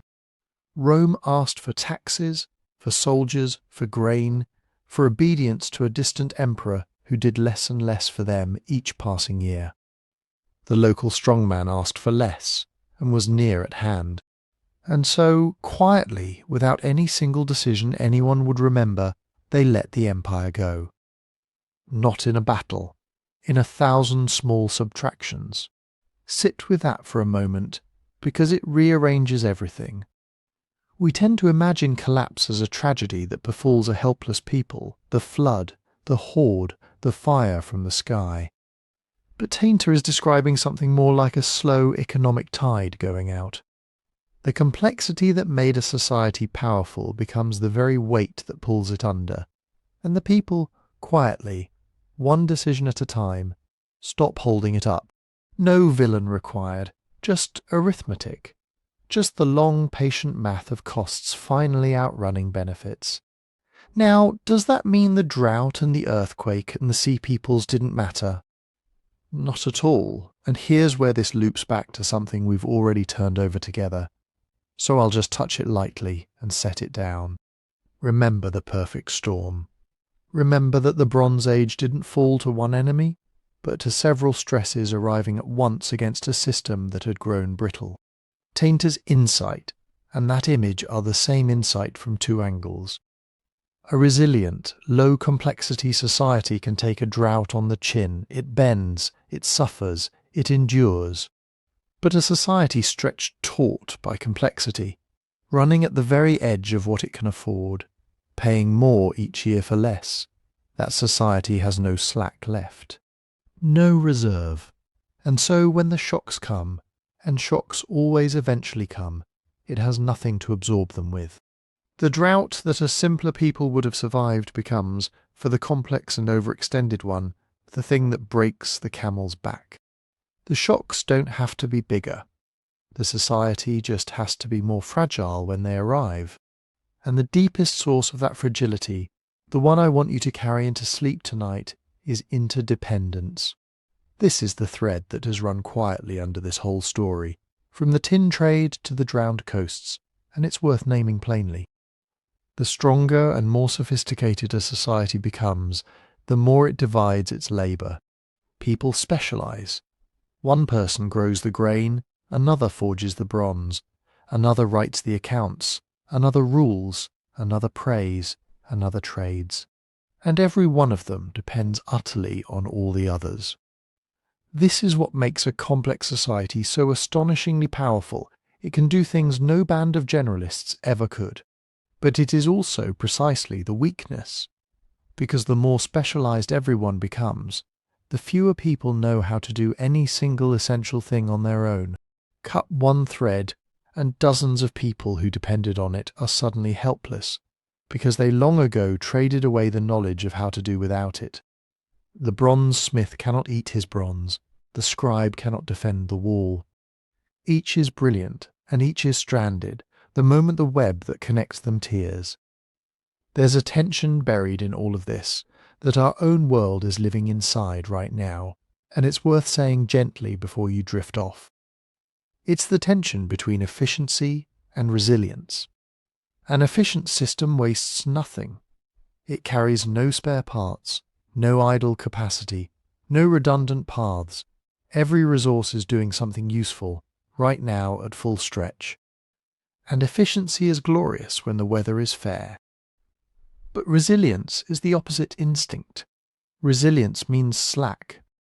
It means keeping the extra granary, the second road, the backup plan, the person who still knows the old skill nobody needs anymore, carrying weight that's useless until the one day it's everything. A resilient system looks wasteful in good times. An efficient system looks brilliant right up until the shock arrives, and then discovers too late that it optimized away the very margin that would have let it survive. Every civilization has to choose, mostly without realizing it's choosing, how much of one to trade for the other. And the pressures of competition, of growth, of just keeping up, push relentlessly, always toward efficiency. Toward the lean, taut, optimized edge, toward the brittle, which lands us, softly, in the present. Because by every single measure Tainter used, the number of specialized roles, the layers of administration, the depth of interdependence, the sheer distance between the person who uses a thing and the person who understands it, ours is the most complex society that has ever existed on this planet. It isn't close. No empire in history, no vanished kingdom, no drowned coast, ever wove its people together as tightly, or made them as mutually dependent, or built as many invisible layers between a human being and the bare business of staying alive, as the world you and I are lying in tonight. We have built the most magnificent problem-solving machine in the history of our species. And if Tainter is right about how these machines eventually fail, then we have also built the most intricate, the most interdependent, and by that very logic, the most fragile one. Which is a thought worth looking at directly, calmly, without fear, before we drift on. Just what exactly is the machine we're all sleeping inside of tonight? So let's take that inventory, gently, the way you might walk through a sleeping house at night, checking that the doors are shut. Not to frighten yourself, just to see clearly and calmly what it is that holds you up while you rest, because the machine we live inside is mostly invisible, and that's rather the point of it. A well-built system is one you never have to think about. You flick a switch and there is light. You turn a tap and there is water, clean enough to drink. You tap a piece of glass in your hand and food arrives at your door, grown on a continent you will never visit, carried by ships and trucks and hands you will never see. This is a kind of everyday magic so complete that we have stopped noticing its magic at all. And underneath every bit of it runs a set of systems so tightly coupled, so dependent on one another, that they behave less like separate tools and more like a single vast organism, humming away in the dark. Consider what actually has to be true for your ordinary evening to happen. The power grid has to be balanced, second by second, supply matched to demand across entire continents, a feat of coordination so delicate that engineers speak of it almost the way you'd speak of a heartbeat. The global supply chain has to be turning, and here is a phrase worth knowing, because it is beautiful and terrifying in equal measure, just in time. Modern industry, to be efficient, learned to stop keeping large stockpiles. Why warehouse a mountain of parts when you can have exactly what you need delivered exactly when you need it? So the food in the shops is often just a few days' worth. The medicines are made from ingredients that travel halfway around the world and arrive precisely as they're required. The whole system runs lean, with almost no slack, which is, you'll notice, exactly the efficiency over resilience bargain we were just turning over. It works flawlessly right up until something interrupts the flow. And then there is nothing in reserve behind it. And above all of it, unseen, there is a layer we almost never look up at.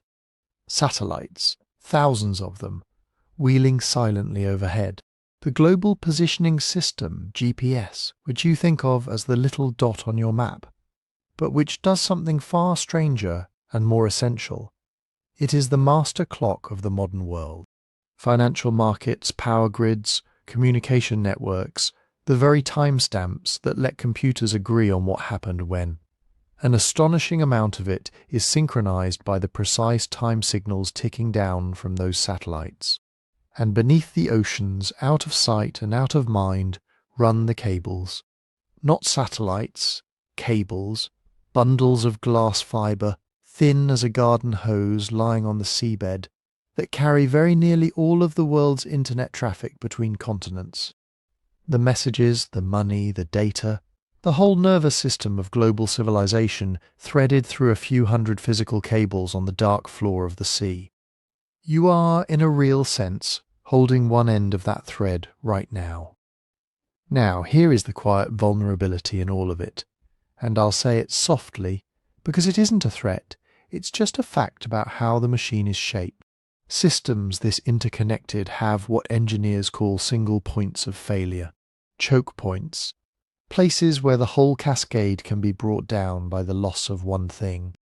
A handful of critical undersea cables, a small number of enormous electrical transformers, machines the size of a house, custom-built, that can take a year or more to replace, and are not exactly sitting in a warehouse spare. A few strategic canals and straits through which a startling share of the world's goods must pass, so narrow that a single ship turned sideways at the wrong moment can back up the commerce of the planet. A small number of factories that make the one specialized component everyone else's machines depend upon. The system is a web, and a web is a marvel of strength for its weight, until you cut it in exactly the wrong place, and then the tier does not stay local. It runs outward along every thread at once, and things that seem to have nothing to do with each other fail together, in the same hour, for reasons almost no one can trace in the moment. Let me tell you about a night in 1859, because it's the clearest window we have into one particular way this could go. It was late summer, and the sun did something it does from time to time. It hurled an immense cloud of charged particles directly at the earth. Astronomers had just seen the flare that caused it. One of them, an Englishman named Richard Carrington, watched it happen through his telescope, which is why we remember his name. What followed is still, to this day, the most intense geomagnetic storm ever recorded. The northern lights blazed so far south that people in the Caribbean saw them. In some places the sky was bright enough to read a newspaper by in the dead of night. Birds woke and sang, thinking dawn had come, and the telegraph, the one piece of electrical technology humanity had strung across the world at that point, went haywire. Sparks leapt from the equipment. Operators got shocks. Some telegraph lines failed completely, while others weirdly kept working with their batteries disconnected. Running on the current, the storm itself was pushing through the wires. In 1859, this was a curiosity, a strange and beautiful night, because in 1859 there was almost nothing electrical to break. Now gently bring that same storm forward to tonight. The sun has not changed its habits. A storm of that scale is not a maybe. It has happened. We know it happens, and by the honest arithmetic of these things, it will happen again, though no one can tell you when. And it would arrive now into a world wrapped in wire. The same surging currents that merely sparked a few telegraph offices could, in a modern grid, overwhelm those great house-sized transformers, the very ones that take a year to build and that we do not keep in spare. Not one, potentially, but many, across whole regions in the space of hours. Satellites could be damaged or blinded, GPS could falter, and with it the invisible clock that so much silently depends on. And the recovery would not be measured in days. It could be months. In the worst honest estimates, longer. Not because of any malice or any war or any enemy at the gate, but simply because the sun sneezed, the way it has sneezed 1,000 times before we were here to notice. And do you see what a modern collapse would actually look like if it came?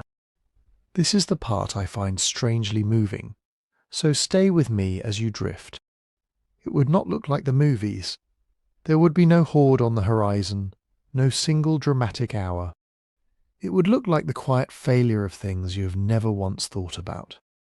The transformer you didn't know existed, the cable on a seabed you'll never see, the just-in-time delivery that for the first time in your life simply doesn't come, and then doesn't come the next day either. It would be the slow, bewildered dimming of a world that had forgotten how utterly it depended on machinery it never looked at. Which is to say, it would be the Bronze Age all over again, wouldn't it? It would be the tin ceasing to arrive, the same shape of ending, worn by a people who thought themselves far too clever for it. The bronze smith could not eat his bronze, and most of us, if we are honest, could not feed ourselves or find clean water, or keep ourselves warm through one hard winter, if the machine that does all of that for us quietly stopped. And that is the true paradox to fall asleep holding, the one that makes us different from every civilization that came before. We are, without any question, the most powerful humans who have ever lived. We split atoms and edit genes and watch the birth of galaxies. And we are, at the very same moment, and for the very same reasons, the most dependent humans who have ever lived. Our ancestors on that drowning coast could each of them hunt and build and find water and make fire and survive. Almost none of us can. We traded that away, every one of us, for something magnificent. And mostly it was a wonderful trade, and it built the world you're resting in tonight. But it is worth knowing, plainly and without fear, exactly what we're standing on. Not to frighten you. This isn't a prophecy. It's only an honest inventory of the invisible things that hold us all up while we sleep, the quiet, humming, uncomplaining machine that, tonight, is still running perfectly well. And you can rest inside it. It's just worth knowing it's there. And knowing it's there brings us, at last, to the question we've been circling this whole long night. The one word sitting quietly at the centre of everything. Overdue. So let's lay it all out, gently, one piece at a time, and look at it honestly, the way you'd sort a handful of old coins on a table before bed. The last great reset, the one that ended the Ice Age and cleared the ground for everything we are, was roughly 12,000 years ago. The last time an interconnected civilization actually fell apart and forgot itself, the Bronze Age dark that swallowed Linear B, was about 3,200 years ago, and the clocks we went looking for are real. The Taurid stream really is out there, and the Earth really does pass through it twice a year. Milankovitch cycles really do pace the ice ages. The sun really does fall quiet for decades at a time, and the magnetic field really does wander and weaken. None of that is invented. It's all sitting right there in the ice cores and the ocean sediment and the orbits. So when someone says we're overdue, you can see where the feeling comes from. It's a real feeling, it has real numbers behind it. And here's the thing about that word, the trap folded up inside it, so quiet you can walk right past it. Overdue assumes there's a schedule. Overdue only means anything if something is keeping time. Think about what the word actually means when you use it in your own life. The bus is overdue. The rent is overdue. Both of those make sense because there's a timetable. The bus comes every 15 minutes, so when 20 have passed, you start to worry. But now imagine you're flipping a coin, and it's come up heads 9 times in a row, and you feel in your gut that the next one simply has to be tails. It's due, it's overdue, and it isn't. The coin has no memory. It doesn't know it just landed on heads 9 times. The next flip is 50-50, exactly as it always was, no matter how strong that feeling in your stomach is. That feeling has a name. Gamblers call it the gambler's fallacy, and casinos have grown very rich on it. So here's the honest, slightly uncomfortable heart of the whole matter. If the great catastrophes of deep time are essentially random, if a wandering comet or a super-eruption or a solar storm arrives when it arrives with no clock behind it at all, then the fact that it's been 12,000 quiet years tells you exactly nothing about tonight. Nothing. The universe is not keeping a tally. It doesn't know we're due. It doesn't know we exist. Those 12,000 years feel like they're building toward something, the way 9 heads in a row feels like it's building toward tails. But the coin has no memory, and neither does the sky. Which means that strict ticking 12,000-year clockwork, the one that would make a neat and frightening headline, probably isn't there. We looked for it honestly across all these nights, and we couldn't find a clean one. 2 or 3 fuzzy points don't make a cycle. The orbital math doesn't ring a 12,000-year bell. But before you let go of the word completely, I want to be fair to it, because there is a version of overdue that is true. A real one, it just isn't the one on the poster. Here's what it honestly means. Rare catastrophes aren't scheduled, but they are, given enough time, very nearly certain. That's a different thing, and it's worth sitting with for a moment. If something has a small chance of happening in any given year, then over a long enough stretch of years it moves from unlikely to likely to almost inevitable. Not on a date, not on a clock, just, eventually, somewhere in the long sweep of centuries. And the flip side of that is the part that should actually comfort you a little. It means the last 12,000 years haven't been normal. They've been calm, unusually luxuriously calm. The whole Holocene, this warm, stable window where we built every city and wrote every book and had every quiet night's sleep, has been a remarkably gentle stretch of weather and sky. We didn't earn it, we just happened to be born inside it. So what, honestly, is due someday? Not on Tuesday. Not this year, almost certainly, but someday across the long, patient count of millennia. A few real things, a Carrington-class solar storm, another of those great magnetic gusts off the sun, like the one that set the telegraph wires sparking in 1859, is genuinely a matter of when, and not if, on a scale of centuries. The sun has thrown one before in our own recorded history, and it will throw another, and the only real question is whether we'll be ready when it does. A large impact, a rock big enough to matter finding the Earth, is near certain across long enough time, though the odds in any single year are wonderfully, reassuringly tiny, so tiny that you're vastly more likely to live a long and ordinary life than to ever see one. A super eruption, one of those rare volcanic convulsions that dims the sky for a season, has happened before and will happen again someday, on a clock measured in tens of thousands of years. And a magnetic excursion, the field wandering and weakening the way it did at Lashchamp 41,000 years ago, is simply part of how our planet behaves over the long haul, part of the slow breathing of the world. Notice, though, what all of those have in common. Each one has a small chance in any given year and a large chance across a very long time, and none of them is on a 12,000-year clock. They don't line up, they don't agree with each other. They're four separate slow dice, rolling at four different speeds, and now and then, purely by chance, a couple of them come up bad in the same century. These aren't predictions, they're not warnings for tonight. They're just honest weather on a timescale so vast that a human life is a single held breath inside it. And now, here's the twist. The one thing in this entire story that has never ever been true before in all the collapses we've walked through. The thing that separates you lying there tonight from every single civilization that came before. They never saw it coming.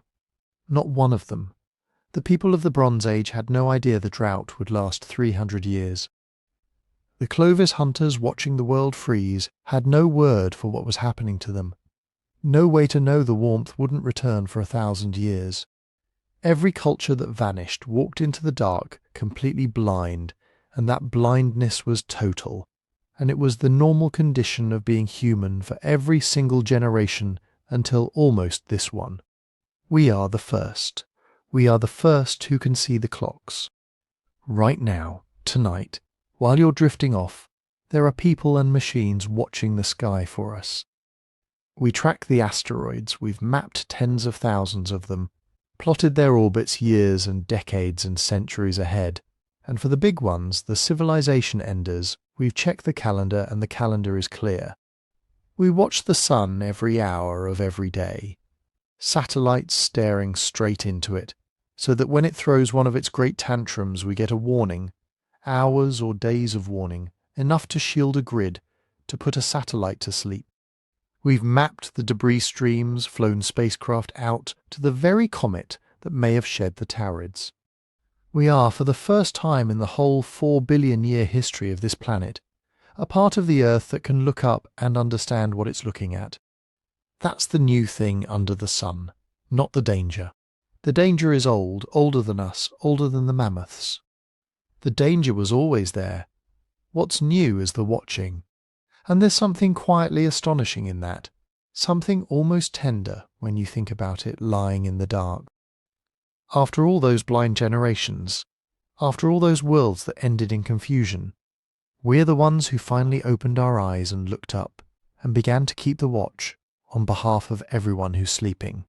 The Bronze Age had no observatory. The Clovis hunters had no satellite. Every single person who ever died in one of those old collapses died without ever knowing what had come for them. And we, right now, in this thin sliver of time we happen to be alive in, are the first ones who get to know, to actually see the shape of the thing.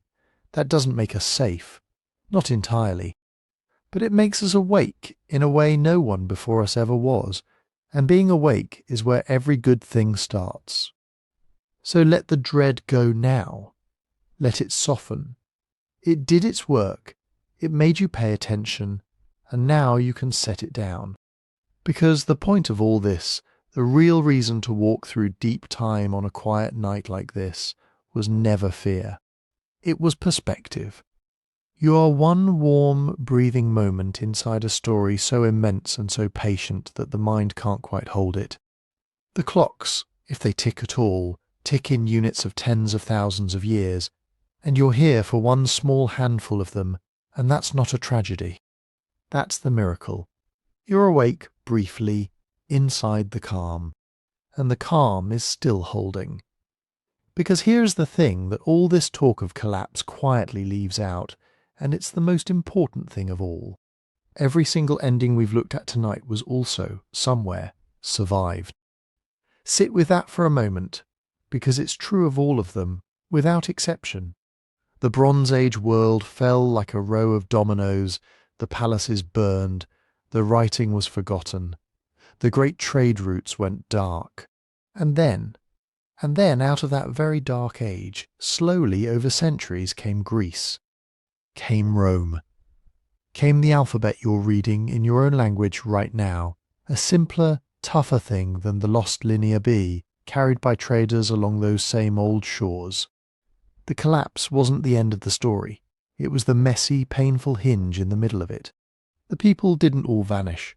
They scattered, and they got poorer, and they forgot a great deal, and then their great-great-grandchildren picked up the pieces and built something new out of them. Something that, in some ways, outshone everything that came before. And the Younger Dryas, that 1,000-year winter that ended the last world entirely. Someone lived through it. Someone always lives through it. Bands of hunter-gatherers in the hills of what's now southern Turkey rode out the cold. And when the warmth finally came flooding back, what did they do? They didn't just quietly start farming and mind their own business. They hauled up pillars of stone taller than a man, carved them with foxes and vultures and scorpions, and raised the enclosures at Göbekli Tepe, thousands of years before the first city. Survivors, people who had lived through the end of a world, gathering on a hilltop to build something to hold themselves together. That's what came out of the last great reset. Not silence. A monument. And if you want to go back further, all the way down to the root of it, well, you already know this story, because it's one we've told before on quiet nights like this.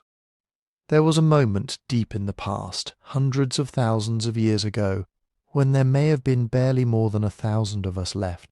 Not 1,000 cities, not 1,000 tribes, around 1,000 breeding human beings, on the entire face of the planet, hanging on through a long cold squeeze that lasted longer than all of recorded history put together. And they made it. They made it. And here you are, 8 billion strong, lying in a warm bed, listening to a voice in the dark. Survival isn't something we're hoping to learn. It's written into you. It's in the genes doing their quiet work as you breathe.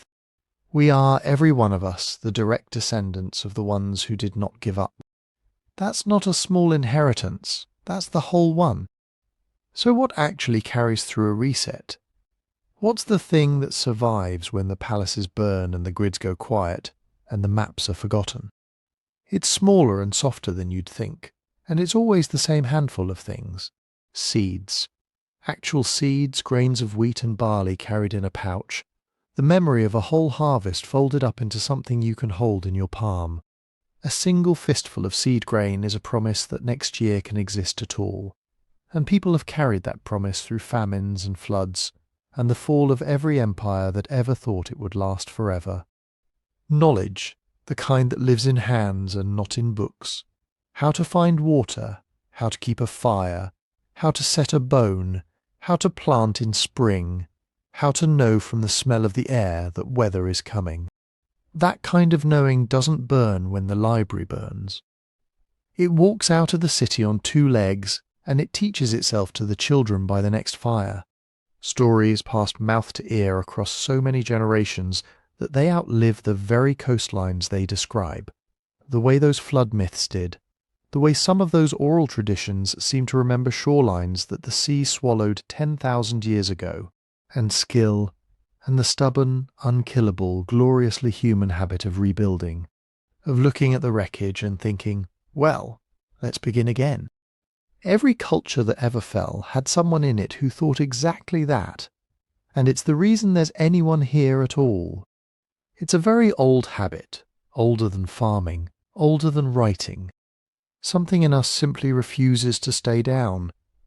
But we do one thing now that none of them ever did, and it's rather beautiful, and I want to leave it with you tonight. We are the first civilization in the whole history of the species that has deliberately, consciously, on purpose, leaving a message for whoever comes next. Think about it. Deep in the frozen side of a mountain on an Arctic island, far above the tree line, there's a vault, and inside it, kept cold and dark and safe, are the seeds.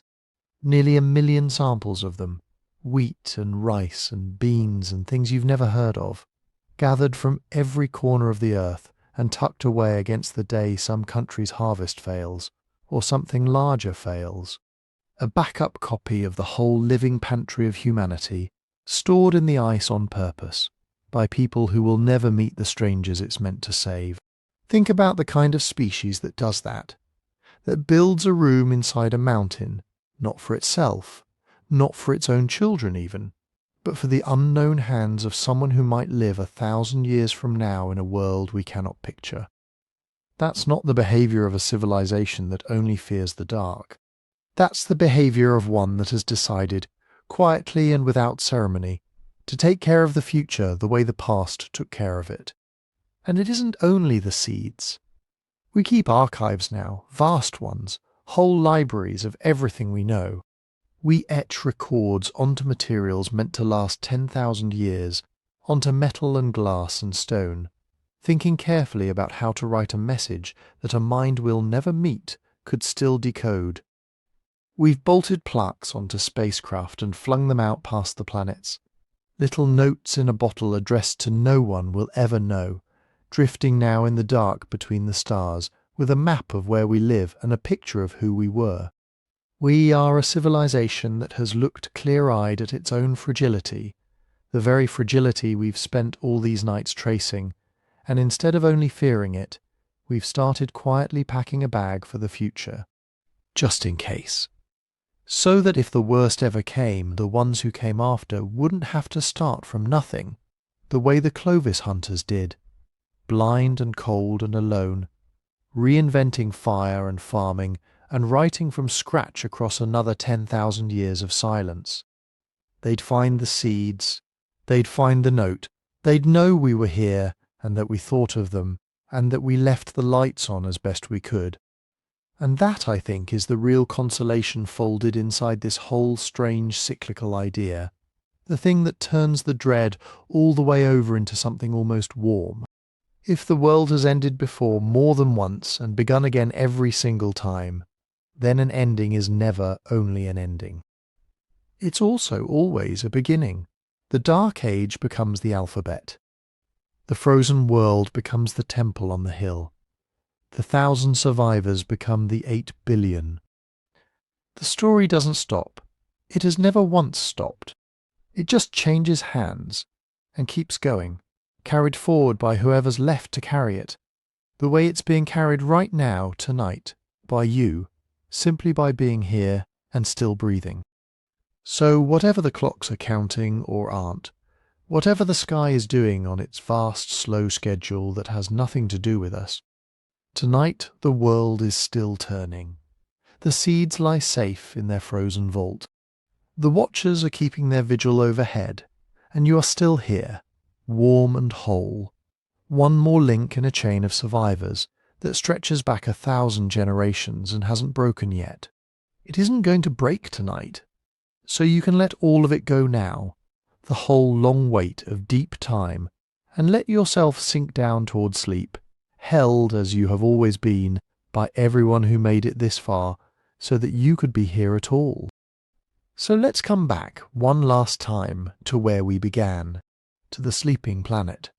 Right now, as you lie here, the Earth is turning under a blanket of night, and you are not alone on it. There are billions of us out here in the dark tonight. Some just closing their eyes like you. Some halfway through the deepest hour. Some already stirring toward a grey morning on the far side of the world. Cities dimming one time zone at a time, the lights going soft in the windows, the traffic thinning to nothing, a whole species lying down to rest the way it has every night for as long as there have been nights and people to sleep through them. And above all of us, the same stars, the very same ones. The light coming down on your roof tonight is the light that came down on the hunters at Göbekli Tepe, on the scribes of the Bronze Age palaces, on the small band of survivors hanging on through the long cold. The sky over your bed is, near enough, the same sky that hung over the last reset. It watched the mammoths, and it's watching you, and it hasn't changed its face in all that time. And we've covered so much ground together, you and I, on this long, quiet walk through deep time. We've watched connected worlds fall like dominoes and forget their own writing. We've stood in the 1,000-year winter and felt the warmth come flooding back. We've gone looking for clocks in the sky and clocks in the earth, chased comets and orbital wobbles and solar storms, and we've been honest all the way through about which ones are real and which ones are only the shapes our pattern-hungry minds press onto the noise. We heard the flood stories that every people on Earth seems quietly to share.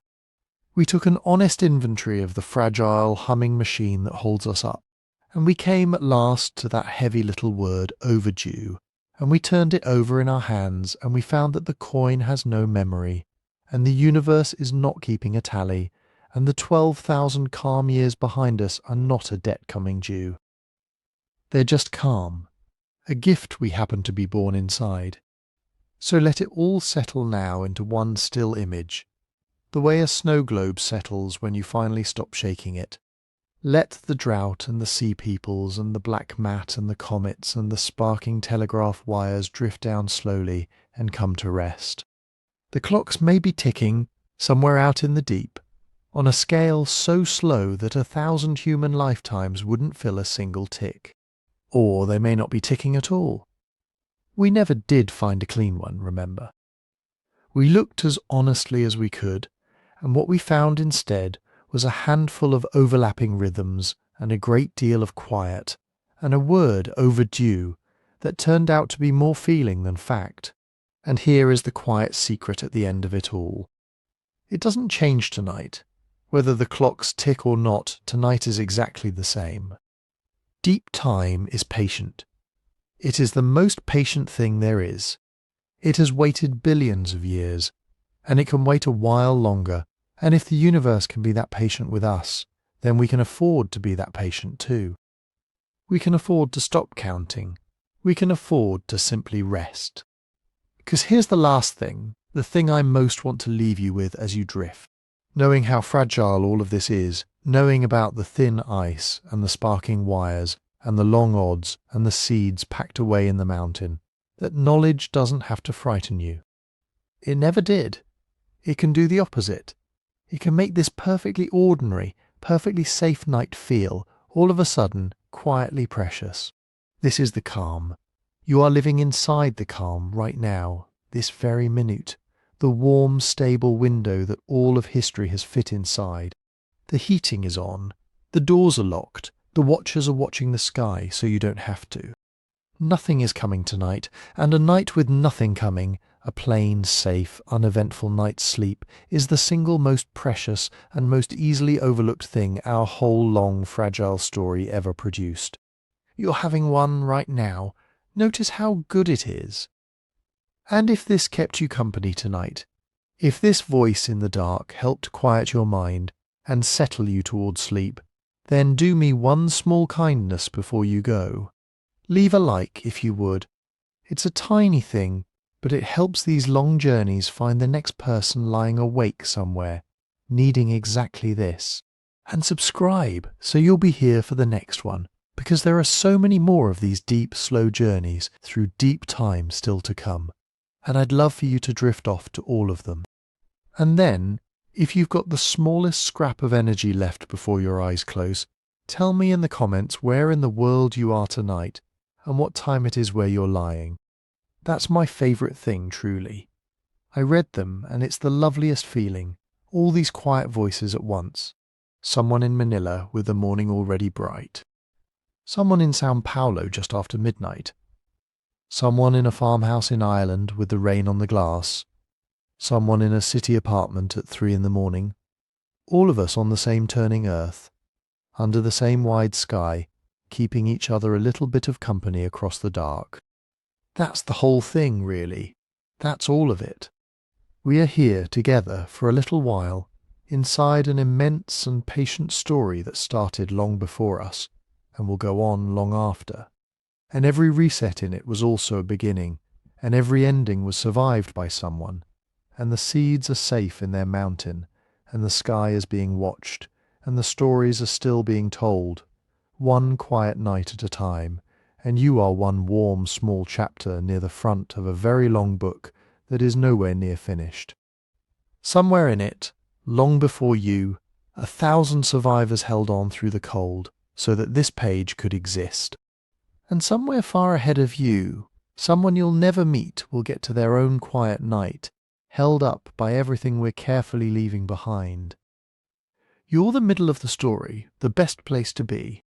Nothing depends on you tonight except that you rest so that you can carry it a little further tomorrow. So close your eyes now. Let the numbers and the dates and the comets fade out. Let them drift off like the last of the traffic. There's nothing left to do tonight. The earth will keep turning without your help. The clocks, if they tick at all, will tick just as slowly whether you're awake for them or not. So you can rest. You're safe. You're held. You're exactly where you're meant to be. One small quiet moment under the same old sky our ancestors watched, in a story that isn't over, and won't be for a very, very long time. Sleep well. I'll see you in the next one.